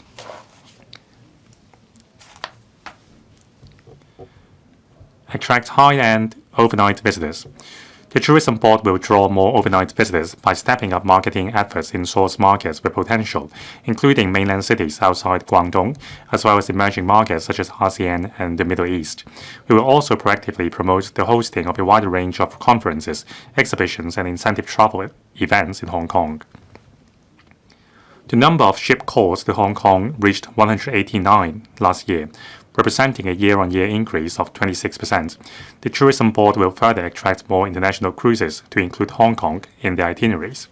We will continue strengthening cooperation with the GPA and other mainland provinces and municipalities, and exploring with airlines to offer multi-destination flight itineraries so as to attract more overseas visitors to Hong Kong and the mainland. Revitalize historic buildings. Historic buildings embody the city culture of Hong Kong. We have implemented 24 revitalization projects, with 4 having won international awards. We have also provided subsidies for maintenance works of more than 80 private historic buildings. We will earmark an additional funding of $1 billion for the Built Heritage Conservation Fund to continue taking forward the relevant work. Enhance the harbourfront. Following the opening of the eastern section of the East Coast Boardwalk in North Point at the end of last year, the approximately 13-kilometer-long harbourfront from Kennedy Town to Shao Ki Wan has now been fully connected. Adhering to the incremental approach in enhancing the harbourfront, we plan to conduct a consultation on the construction of a pedestrian walkway at the Praia of Kennedy Town in the second quarter of this year. After the phased opening of a waterfront site near Hong Kong Station this quarter, the harbourfront promenade in Kowloon will be extended to about 15 kilometers. foster urban-rural integration. To support tourism is everywhere and promote urban-rural integration, we propose allocating $200 million for launching the NM Urban-Rural Integration Fund as a pilot scheme. The scheme aims to encourage non-governmental organizations and relevant bodies to take forward rural tourism projects and bring economic vitality to rural villages. Sports industry. Hong Kong athletes have achieved outstanding results on the international stage. Last year, our athletes achieved historic results in the national games, winning 9 gold, 2 silver, and 8 bronze medals. We will allocate more resources to proactively promote sports in the community, support elite sports, maintain Hong Kong as a center for major international sports events, enhance professionalism in sports, and develop sports as an industry. We will inject $1.2 billion into the sports section of the Arts and Sports Development Fund to further promote sports development, including strengthening training for team sports athletes, improving the professional standards of coaches, as well as supporting and exploring more diverse and higher-level sports competitions to be held in Hong Kong. We will continue promoting Hong Kong as a center for major international sports events and developing sports as an industry through the M-Mark system. We will continue working with Kai Tak Sports Park Limited to proactively attract more major international sports events and activities. Cultural and creative industries. We are committed to promoting the development of arts, culture, and creative industries. A total of over $9 billion has been injected into the Create Smart initiative and the Film Development Fund. Premium Arts Trading Hub. We are proactively developing Hong Kong into a global trading hub for premium arts and will shortly finalize the details of a collaboration with Art Basel for the coming 5 years. To strengthen Hong Kong's position as one of the world's top 3 arts trading centers, we have initiated a study focusing on exploring areas such as financing and talent development. The study is expected to be completed within this year. Accelerating green development. To proactively align with the national geocarbon targets and green and low-carbon development strategies, we will strive to promote the development of green industries and green transformation of enterprises. Green industries and green transformation require the support of capital, technology, and talents, thereby bringing enormous business opportunities to Hong Kong. Achieving the geocarbon targets. We are actively implementing the Hong Kong's Climate Action Plan 2050 as we strive to reduce our carbon emissions by half from the 2005 levels before 2035 and achieve carbon neutrality before year 2050. Green technology. Since the establishment of the Green Tech Fund, the government has injected a total of $400 million into the fund and approved a number of projects, including production and storage of hydrogen fuel and the technology of turning waste into resources. In particular, a university research team has promoted its newly developed industrial wastewater treatment technology to the GBA and the Yangtze River Delta region, while another is planning to promote a new fuel cell stack technology in collaboration with a hydrogen fuel cell enterprise. Hydrogen development. Pursuant to the strategy of hydrogen development in Hong Kong, we will formulate hydrogen standard certification. We are consulting the trade on the framework. We will view the establishing a certification system that connects with both the mainland and the world, building Hong Kong into a demonstration platform for the export of green and low-carbon hydrogen technologies and products. We will host the Hydrogen Week in May to foster international exchanges and organize visits to the mainland on the development of hydrogen applications for overseas experts. Green finance. To consolidate and enhance Hong Kong's status as an international green finance center, the government will continue issuing sustainable bonds, establishing and enabling regulatory environments, and strengthening cross-sectoral collaboration, including taking forward the implementation of the Hong Kong Sustainability Disclosure Standards. The Accounting and Financial Reporting Council is consulting the public on the proposed regulatory framework for assurance. The HKMA has been refining the Hong Kong taxonomy for sustainable finance to more effectively address the financing needs of relevant projects, thereby expediting low-carbon transition in the region. It will also strive to develop green transition planning guidance for banks within this year. We will support the exploration with the mainland and international multilateral financial institutions of the establishment of a Hong Kong-based green technology projects accelerator. The accelerator will provide incubation, acceleration, and empowerment services for green technology projects in Belt and Road regions and serve as an innovative demonstration of Hong Kong's green finance-related services. We will explore facilitating financial institutions to obtain public utility usage data of enterprises with their consent to enhance the efficiency of green financing and risk assessment. Green City, iPark. iPark 1, Hong Kong's first waste-to-energy facility for treating municipal solid waste, has gradually commenced operation since the end of last year. Upon full operation, the facility can process 3,000 tons of municipal solid waste per day and exports over 400 million kilowatt-hours of electricity to the power grid per year, sufficient to power 100,000 households. With the planned iPark 2, Hong Kong is progressing steadily towards the target of zero landfill and carbon neutrality. Waste reduction and recycling. Starting from next financial year, the government will earmark resources for launching a 5-year plan to enhance and upgrade recycling infrastructure in 3 areas. First, expanding the recycling network by gradually transforming Green at Community into round-the-clock self-service recycling facilities. Second, extracting valuable materials from waste and turning them into raw materials for making green products through the use of technology. And third, building a smart recycling network logistics system to enhance its cost effectiveness and efficiency. Electric vehicles, or EV. We will continue promoting the use of EVs. The first registration tax, or FRT, for electric commercial vehicles, electric motorcycles, and electric motor tricycles will continue to be waived in full until the end of March 2028. Given the maturity of technology, ample supply, more choices of vehicle models, and reduced prices, the current FRT concession arrangements for electric private cars will not be extended beyond its expiry at the end of March this year. The Environment and Ecology Bureau will announce the details in due course. Sustainable development of agriculture and fisheries industries. We are sustaining our efforts in taking forward the blueprint for the sustainable development of agriculture and fisheries. For the fisheries sector, the modernized marine fish culture farms at Wong Chuk Kok Hoi and Myers Bay new fish culture zones have commenced operation. R&D of fish fry and development of processing facilities for local fisheries products will continue to be supported by the Sustainable Fisheries Development Fund. For agriculture, we will select an operator in the first half of this year to construct and operate the first multi-story, environmentally friendly pig farm in Lo Wu. Land and housing supply. Northern Metropolis.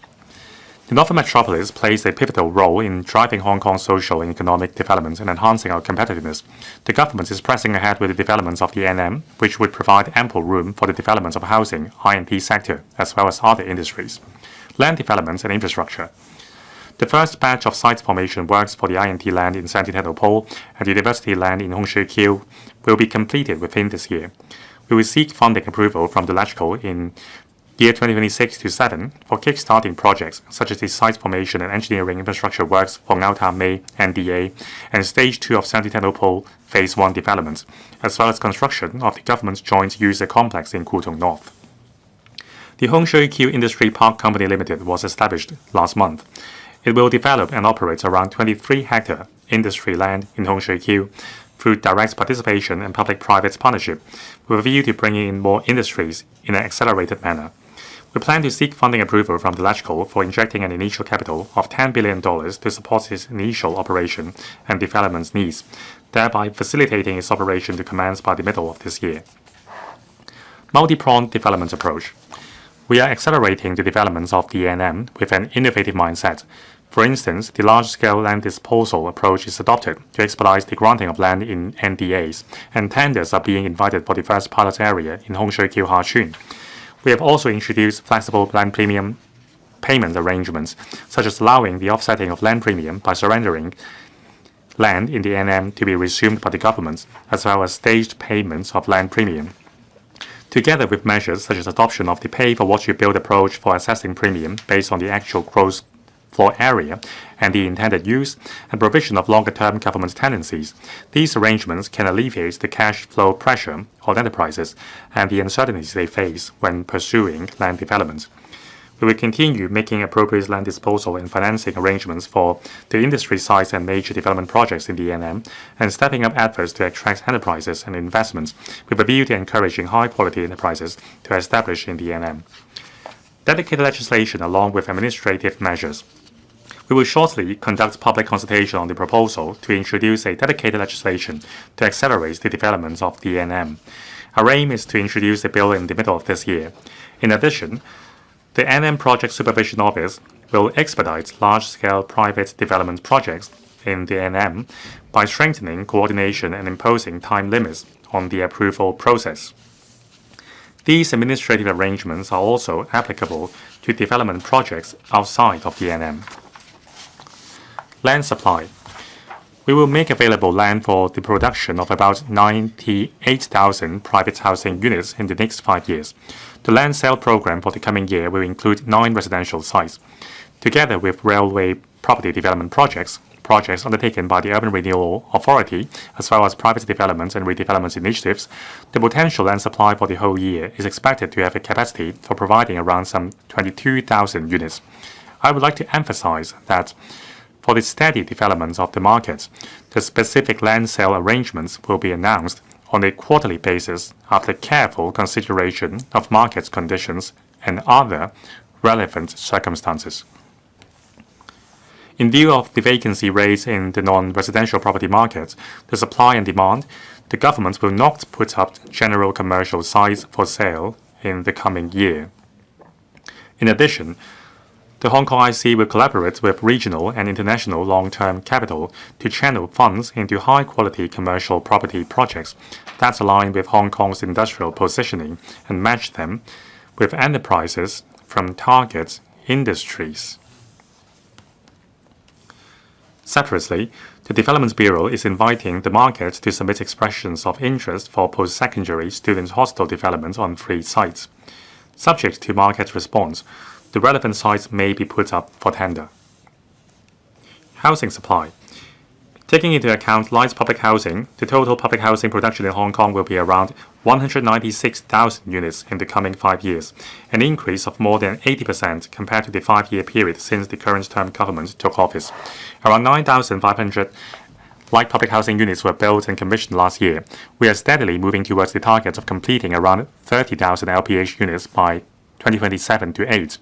The basic housing unit regulatory regime will come into effect in March with a 48-month transitional arrangement. On private housing supply, we estimate that the completion of private residential units will average at around 17,000 units annually over a 5-year period from this year, representing a decrease of about 8% over the annual average of the past 5 years. The potential supply of first-hand private residential units for the next 3 to 4 years will be around 104,000 units. Infrastructure development, transport infrastructure. The government has recently announced a transport strategy blueprint outlining strategies and specific recommendations for the sustainable development of the transport system in Hong Kong.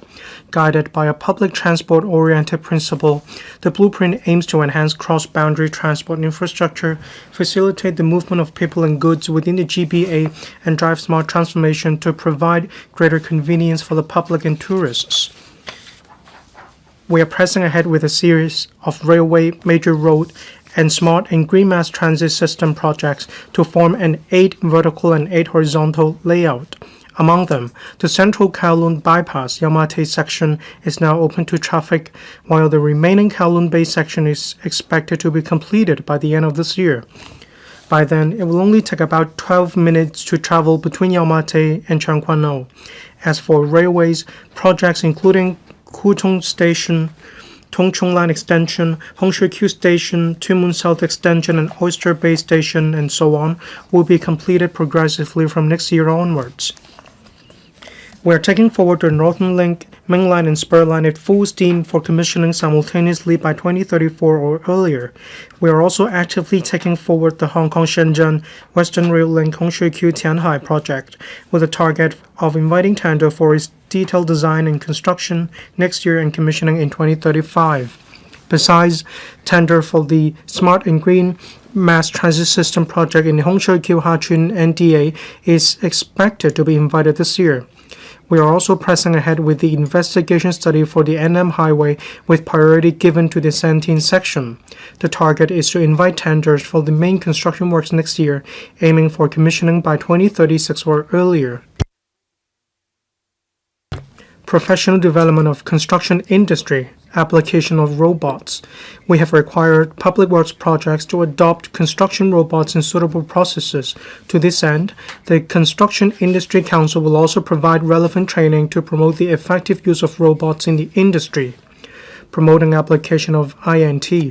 The Construction Innovation and Technology Fund serves to promote the industry-wide application of INT, thereby enhancing productivity and site safety as well as reducing construction costs.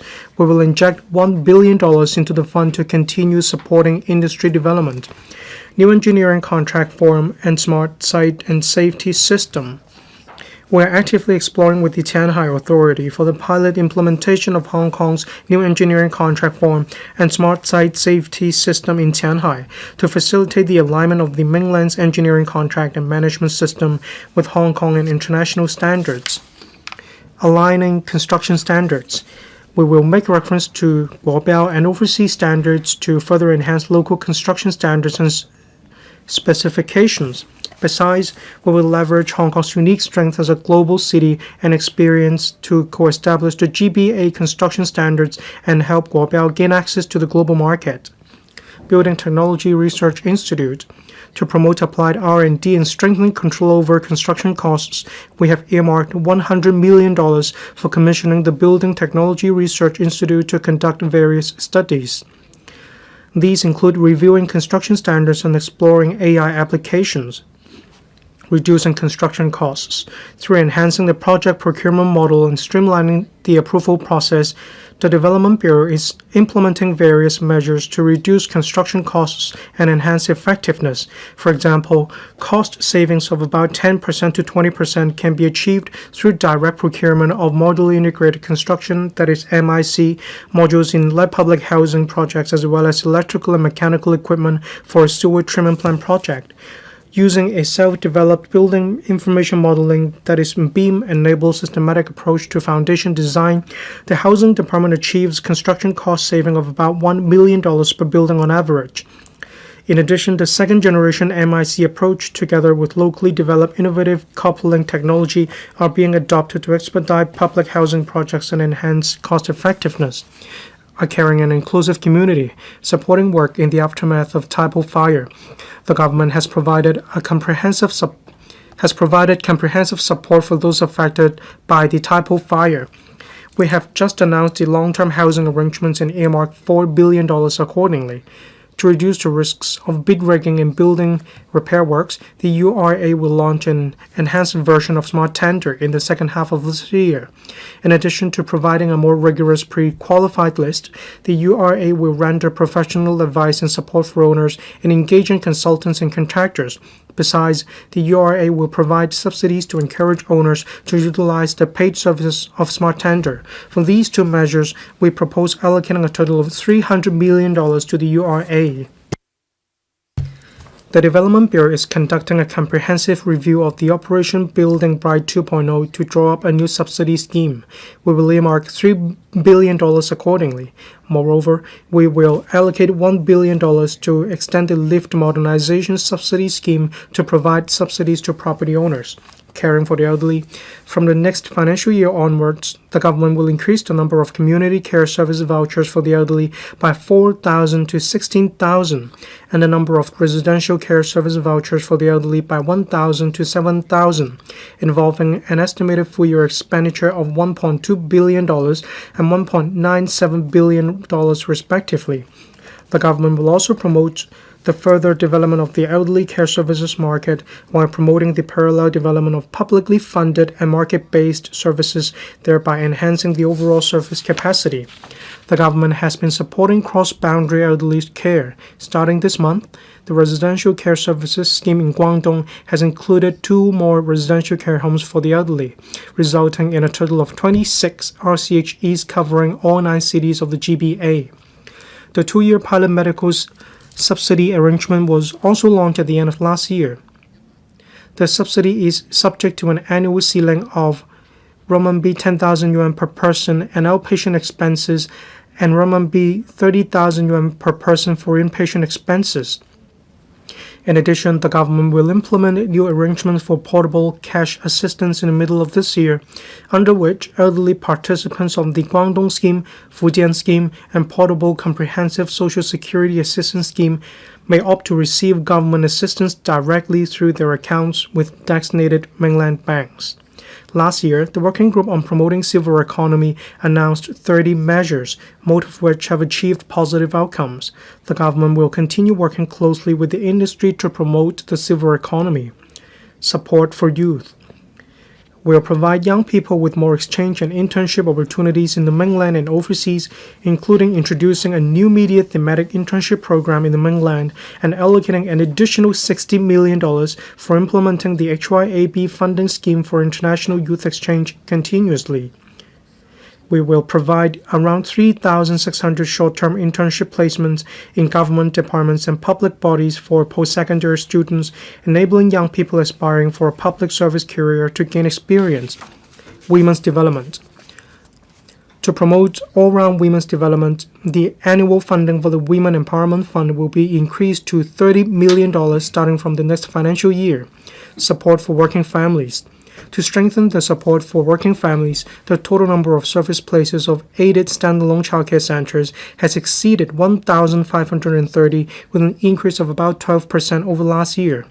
Support for persons with disabilities. The government will enhance rehabilitation services by providing about 450 additional places for day, residential, and preschool services in the next financial year, involving an additional annual expenditure of about $107 million. For school children receiving on-site preschool rehabilitation services, the government will provide bridging and support services during their first term in primary school. This measure will involve an additional annual expenditure of about $260 million. Promoting employment. The Re-employment Allowance pilot scheme has been well received. Since its launch 1.5 years ago, over 37,000 placements have been made.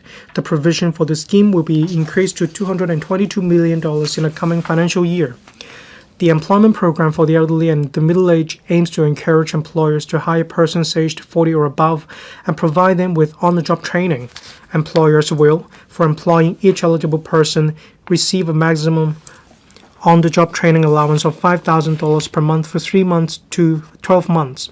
The program subsidized nearly 4,500 placements last year. Besides, the ERB has launched 2 new courses dedicated for persons aged 50 or above.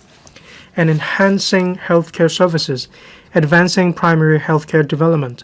The government will deepen development of primary healthcare in the community by launching the Primary Healthcare Co-care Network, which will extend screening to include hepatitis B and other diseases, strengthen cross-disciplinary collaboration, and improve support services such as medical laboratory testing and diagnostic radiology.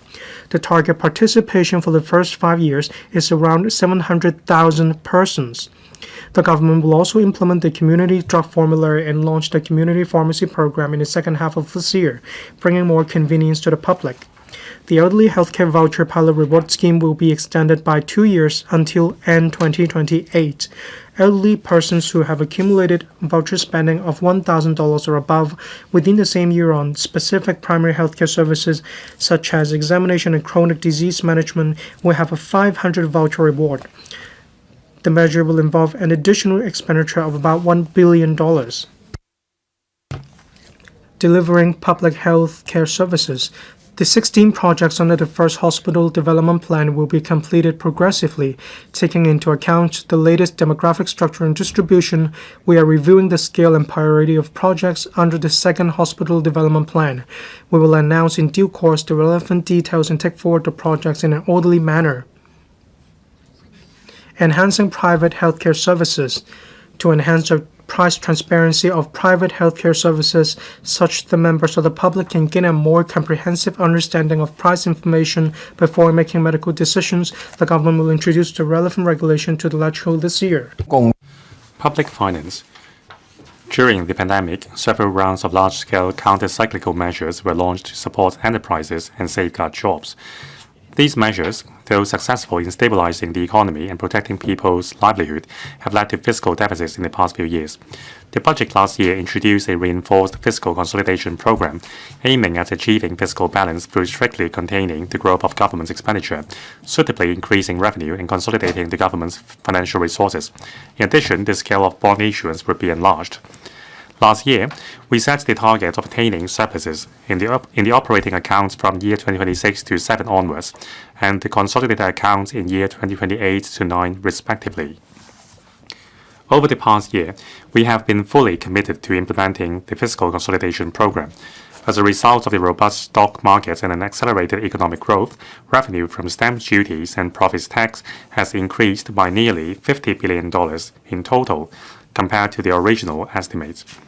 In year 2025-6, the operating accounts will return to a surplus ahead of schedule, while the consolidated accounts will be broadly balanced after taking into account the net proceeds from bond issuance. In the medium term, the operating accounts will register a surplus throughout the period from year 2026-7 to 2030-31. The capital accounts will nevertheless still record a deficit annually, mainly due to a high level of capital works expenditure. As infrastructure projects are an investment in Hong Kong's future, we will meet the financing needs by suitably increasing bond issuance. During the period, fiscal reserves are expected to gradually increase to over $700 billion. Overall, our public finances have seen significant improvement. The government has been upholding the principle of keeping the expenditure within the limits of revenues as enshrined under Article 107 of the Basic Law. We are striving to achieve fiscal balance in the economic cycle and ensure the resilience and sustainability of public finances. Following through the fiscal consolidation program, we will continue implementing the reinforced fiscal consolidation program put forward in last year's budget. Key principles are as follows. 1. To focus on strictly controlling government expenditure, supplemented by increasing revenue. 2. To maintain the competitiveness of Hong Kong's simple and low tax regime, and to avoid raising tax rates substantially or introducing new taxes. And 3. To uphold the user pays and the affordable users pay principles as far as practicable in increasing revenue. Strictly containing the growth of operating expenditure. We will continue strictly containing the growth of the government's operating expenditure. Bureaus and departments will make sustained efforts to review their resource allocation and work priorities and provide public services with better cost effectiveness through consolidating internal resources, streamlining procedures, and leveraging technology. We will take forward the productivity enhancement program as planned. On the premise that comprehensive social security assistance, or CSSA, social security allowance, and statutory expenditures will not be affected, the government's recurrent expenditure will be cut by 2% in both year 2026-7 and 2027-8, delivering further savings of about $7.8 billion and $15.6 billion, respectively, over year 2025-6. The civil service establishment will be reduced by 2% in each of the coming 2 financial years to an estimated level of about 188,000 posts by the 1st of April 2026, resulting in a cumulative deletion of over 10,000 posts within this term of government. Regarding the 2026-7 civil service pay adjustment, the government will conduct the pay trend survey in accordance with the established mechanism. The Chief Executive in Council will then make a decision, having due regard to the 6 factors. Increasing revenue. On increasing revenue, we will uphold the affordable users pay principle in implementing the following measures. 1. The raise of stamp duty on residential property transactions valued above $100 million will be raised from 4.25% to 6.5%, affecting about 0.3% of residential property transactions. It is estimated that revenue will increase by about $1 billion per annum. This measure will take retrospective effect from tomorrow upon passage of the amendments bill by the Legislature.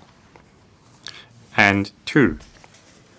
Last year, we amended the Inland Revenue Ordinance to implement OECD's package by imposing the global minimum tax and implementing the Hong Kong minimum top-up tax on large multinational enterprise groups with an annual consolidated revenue of or about 750 million euros.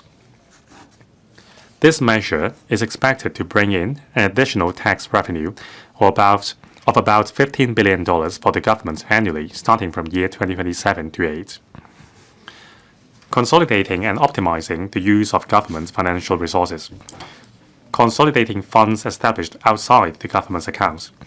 As announced in last year's budget, we have brought back $61.5 billion from 6 seed capital funds with a relatively large unspent balance to the government's accounts for optimizing the use of government financial resources. I have also instructed various policy bureaus to conduct a full review of the remaining 36 purpose-specific funds established outside the government's accounts. After carefully assessing the individual circumstances of the funds, we propose 1. Revising the financial arrangements of 4 funds to bring back their unspent balances on the premise of supporting their operations in the next 5 years. 2. Closing a fund which has accomplished its policy objectives and 2 funds for which objectives can be met more effectively under the established funding mechanism and bringing back their unspent balances. 3. Consolidating 6 funds into 3 for enhanced efficiency in the use of resources. And 4. Maintaining the financial arrangements of the remaining 23 funds. The above measures are expected to bring back about $15.8 billion to the government's accounts in year 2026-7. Transferring the accumulated surplus of the bond fund. The bond fund, established in year 2009 outside the consolidated account, aims to support the issuance of bonds, including silver bonds, I-bonds, and alternative bonds under the government's bond program. Since 2024, silver bonds have been issued under the Infrastructure Bond Program instead, with the proceeds being credited to the Capital Works Reserve Fund. The majority of bonds issued under the government's bond program will be held to maturity for redemption by the end of this year. By the end of March, the balance of the bond fund is estimated to be about $150 billion, with an accumulated surplus of about $37 billion after deducting outstanding bond balances and interest payments, etc. To optimize the use of the surplus of the bond fund, the government will introduce a resolution to the Legislature to enable the transfer of the accumulated fund surplus to the consolidated account in year 2026-7. Transferring investment income of the exchange fund. The exchange fund achieved record-breaking performance last year, delivering an investment income of $330 billion. As at the end of last year, the total value of assets under the exchange fund exceeded $4.1 trillion, which would suffice to maintain monetary and financial stability in Hong Kong. On the premise that the exchange funds function to maintain the stability and integrity of the local monetary and financial systems will not be compromised, I propose, under the Exchange Fund Ordinance, transferring $75 billion in each of the coming 2 financial years, totaling $150 billion from the Exchange Fund to the Capital Works Reserve Fund in support of the Northern Metropolis and other infrastructure projects. Bond issuance. Last year's policy address announced that the government would earmark an additional $30 billion in the next 2 to 3 years to increase expenditure on works projects for driving sustained economic development. The government's capital works expenditure is estimated to be about $128 billion for year 2026-7. Capital works expenditure will remain at a similar level during the medium-range forecast period. The government has since 2019 and 2024 issued green bonds and infrastructure bonds respectively. Issuing bonds allows the government to invest in infrastructure while diversifying the development of the local bond market. As the government will accelerate the development of the Northern Metropolis and other public works projects relating to the economy and people's livelihood, we plan to raise the total borrowing ceiling of the two bond programs from $700 billion announced last year to $900 billion. About $160 billion to $220 billion worth of bonds will be issued in each of the next 5 years, about half of which will be used for refinancing the short-term debts incurred in recent years. In future, we will issue more longer-term bonds to align more closely the cash flow duration with project requirements. During the medium-range forecast period, the ratio of government's debt to GDP will rise from 14.4% to 19.9%, which is a highly prudent level and well below that of most advanced economies. I would like to reiterate that proceeds from bond issuance will be used to invest in infrastructure only, but not for government's recurrent expenditure. Revised estimate for 2025-26. The 2025-26 revised estimate of total government revenue is about $688.8 billion, higher than the original estimate by 4.5%, due to a buoyant equity market and an accelerated economic growth. The revenue estimate from stamp duties is revised to $99.5 billion, an increase of about $31.9 billion from the original estimate. Revenue from profits tax has gone up by about $16.8 billion, while that from salaries tax remains stable, with the revised estimates at $290 billion and $97 billion respectively, demonstrating the strong resilience of our economy. However, as the residential property market has just stabilized while the commercial property market remains relatively sluggish, government revenue from land premiums stays low, with the revised estimate at $17.5 billion, lower than the original estimate by $3.5 billion. The revised estimate of total government expenditure for 2025-26 is $789.2 billion, lower than the original estimate by $33.1 billion. Of this, recurrent expenditure is $572.4 billion, lower than the original estimate by $15.7 billion. The operating account for 2025-26, which was originally estimated to record a deficit of about $3 billion, will register a surplus of $51.3 billion. The capital account will record a deficit due to low revenue from land premium, coupled with high capital works expenditure to cater for the accelerated development of the NM and other public works projects relating to the economy and people's lives. Taking into account the issuance of government bonds of $155 billion and repayments of $51.7 billion, the consolidated account is expected to register a surplus of $2.9 billion instead of a deficit of about $67 billion as originally estimated.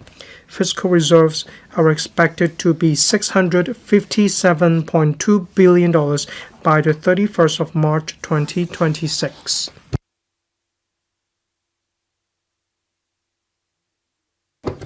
Estimates for 2026 to 27. The major policy initiatives announced in last year's policy address involve $7.4 billion in operating expenditure, $32 billion in capital expenditure, and $20 billion in financial commitments. Besides, there will be about $1.3 billion in revenue foregone. The financial implications of such initiatives have been reflected in the estimates for 2026 to 27. Total government expenditure for 2026 to 27 will increase by about 6.9% to $843.4 billion, with its ratio to nominal GDP projected to be 24.2%. Recurrent expenditure for 2026 to 27 will increase by 4.8% to $599.7 billion. Of this, substantial resources will continue to be allocated to livelihood-related policy areas, including healthcare, social welfare, and education, involving a total of $357.1 billion and representing about 60% of recurrent expenditure. Non-recurrent expenditure will increase by 36.9% to $40.5 billion. Total government revenue for 2026 to 27 is estimated to be $765.2 billion, while earnings and profits tax are estimated to be $321.2 billion, increasing by $2.2 billion over the revised estimate for 2025 to 26. On the basis of the land sale program and the land supply target for 2026 to 27, revenue from land premium is estimated to be $18 billion, increasing by $0.5 billion over the revised estimate for 2025 to 26. Revenue from stamp duties is estimated to be about $101 billion, increasing by 1.5% over the revised estimate for 2025 to 26. Besides, we will bring back about $15.8 billion from funds established outside the government's accounts and transfer $37 billion and $75 billion respectively from the surplus of the bond fund and the investment income of the exchange fund to the government's accounts. The operating account for 2026 to 27 is estimated to register a surplus of about $11.9 billion, while the capital account is estimated to record a deficit of about $90.1 billion. Taking into account the bond issuance of about $160 billion and repayments of about $59.7 billion in 2026 to 27, a consolidated surplus of $22.1 billion is expected for the year, and the fiscal reserves will rise to $679.3 billion. Supporting people and enterprises. To relieve the economic pressure faced by the people and enterprises, we will, having regard to the government's fiscal position this year, introduce the following measures. 1. Providing rates concession for domestic properties for the first 2 quarters of 2026 to 27, subject to a ceiling of $500 for each rateable property. This measure is estimated to involve about 3.51 million domestic properties and reduce government revenue by about $3.1 billion. 2. Providing rates concession for non-domestic properties for the first 2 quarters of 2026-27, subject to a ceiling of $500 for each rateable property. This measure is estimated to involve about 440,000 non-domestic properties and reduce government revenue by about $400 million. 3. Reducing salaries, tax, and tax under personal assessment for the year of assessment 2025-26 by 100%, subject to a ceiling of $3,000. The reduction will be reflected in the final tax payable for the year of assessment 2025-26. This measure will benefit about 2.12 million taxpayers and reduce government revenue by about $5.3 billion. 4. Reducing profits tax for the year of assessment 2025-26 by 100%, subject to a ceiling of $3,000. The reduction will be reflected in the final tax payable for the year of assessment 2025-26. This measure will benefit about 171,000 businesses and reduce government revenue by about $500 million. And 5. Providing an allowance for eligible Social Security recipients equal to 1 month of the standard rate CSSA payments, old age allowance, old age living allowance, or disability allowance, while similar arrangements will also apply to recipients of the working family allowance, altogether involving an additional expenditure of about $6.5 billion. Besides, starting from the year of assessment 2026-27, I propose the following. 1. Increasing the basic allowance and single-parent allowance from $132,000 to $145,000, and the married person's allowance from $264,000 to $290,000. This measure would benefit about 2.09 million taxpayers and reduce tax revenue by about $3.56 billion a year. 2. Increasing the child allowance and additional child allowance from $130,000 to $140,000. This measure would benefit about 360,000 taxpayers and reduce tax revenue by about $680 million a year. And 3. Increasing the allowance for maintaining a dependent parent or grandparent and raising the deduction ceiling for elderly residential care expenses. These measures would benefit about 830,000 taxpayers and reduce tax revenue by about $970 million a year. I will make the following 3 adjustments. Increasing the allowance for maintaining a dependent parent or grandparent aged 60 or above from $50,000 to $55,000. The same increase applies to the additional allowance for taxpayers residing with these parents or grandparents. Increasing the allowance for maintaining a dependent parent or grandparent aged 55 to 59 from $25,000 to $27,500. The same increase applies to the additional allowance for taxpayers residing with these parents or grandparents. And raising the deduction ceiling for elderly residential care expenses from $100,000 to $110,000 for taxpayers whose parents or grandparents are admitted to eligible residential care homes. Medium Range Forecast, or MRF for short.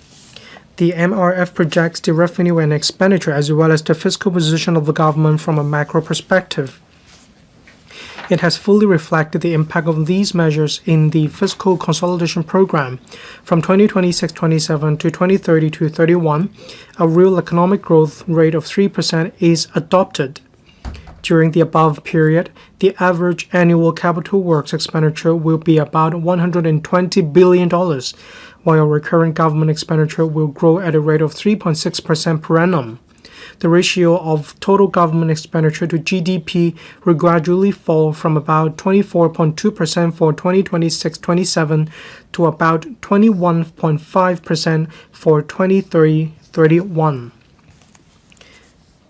As regards revenue, the growth rates of revenue from profits tax, salaries tax, and stamp duties are expected to correspond to the economic growth rates in the next few years. For 2027-28 onwards, revenue from land premium is estimated to progressively rise to 2% of GDP, which is a conservative level lower than the average of 3.2% over the past 20 years. Overall, the ratio of government revenue to GDP will remain at about 20%. In addition, the MRF reflects the proceeds from the annual issuance of government sustainable bonds and infrastructure bonds worth about $160 billion to $220 billion in total. After deducting bond repayments, the net proceeds from bond issuance each year range from $57 billion to $117 billion. Based on the above projections, there will be a surplus in the operating account for each of the next 5 years, while the capital account will still record a deficit due to expenditure on infrastructure. After taking into account net proceeds from the issuance of bonds, the consolidated account will still register a surplus in each of the next 5 years. The above forecast has not taken into account any tax concessions or relief measures that the government may implement after 2027-28. Fiscal reserves are estimated at $733.7 billion by the end of March 2031, representing 17.3% of GDP, or equivalent to about 10 months of government expenditure. President, members, over the past year, the global environment has remained volatile. Hong Kong has continued to undergo economic transformation, with some sectors still facing pressure. Technological innovation, in particular the development of AI, has brought a mix of opportunities and challenges. Yet, Hong Kong has always thrived amid changes and progressed through innovation, demonstrating strong determination and resilience, as well as exceptional agility and adaptability. While transformation is ongoing, our economy has recalibrated its course and is advancing steadily. Characterized by its cultural blend of East and West, the robust rule of law, a simple and low-tax regime, as well as a safe and livable environment, Hong Kong is well placed to attract talent, enterprises, and capital. We must make full use of our strengths and leverage the resolute support of our country to speed up and scale up our economic development sustainably for creating better development opportunities for the people and enhancing their quality of life. The color of the cover of this year's budget is purple, representing elegance and charm. The color also stands for calmness and perseverance, signifying the growing intrinsic strength of Hong Kong's economy in the midst of a fast-changing external environment, as well as people's aspirations for happiness. Next year marks the 30th anniversary of Hong Kong's return to the motherland. Let us gallop towards a brighter future with confidence and determination. By making the most of our strength under the one country, two systems principle, we will certainly enrich and enliven our city through more diverse and inclusive development for the better lives of our citizens, and to make greater contributions towards Chinese modernization. Thank you.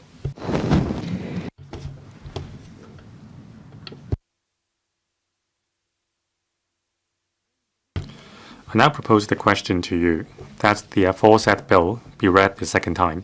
In accordance with the rules of procedure, the second reading debate is adjourned, and the estimates are referred to the Finance Committee for examination before the debate on the bill resumes.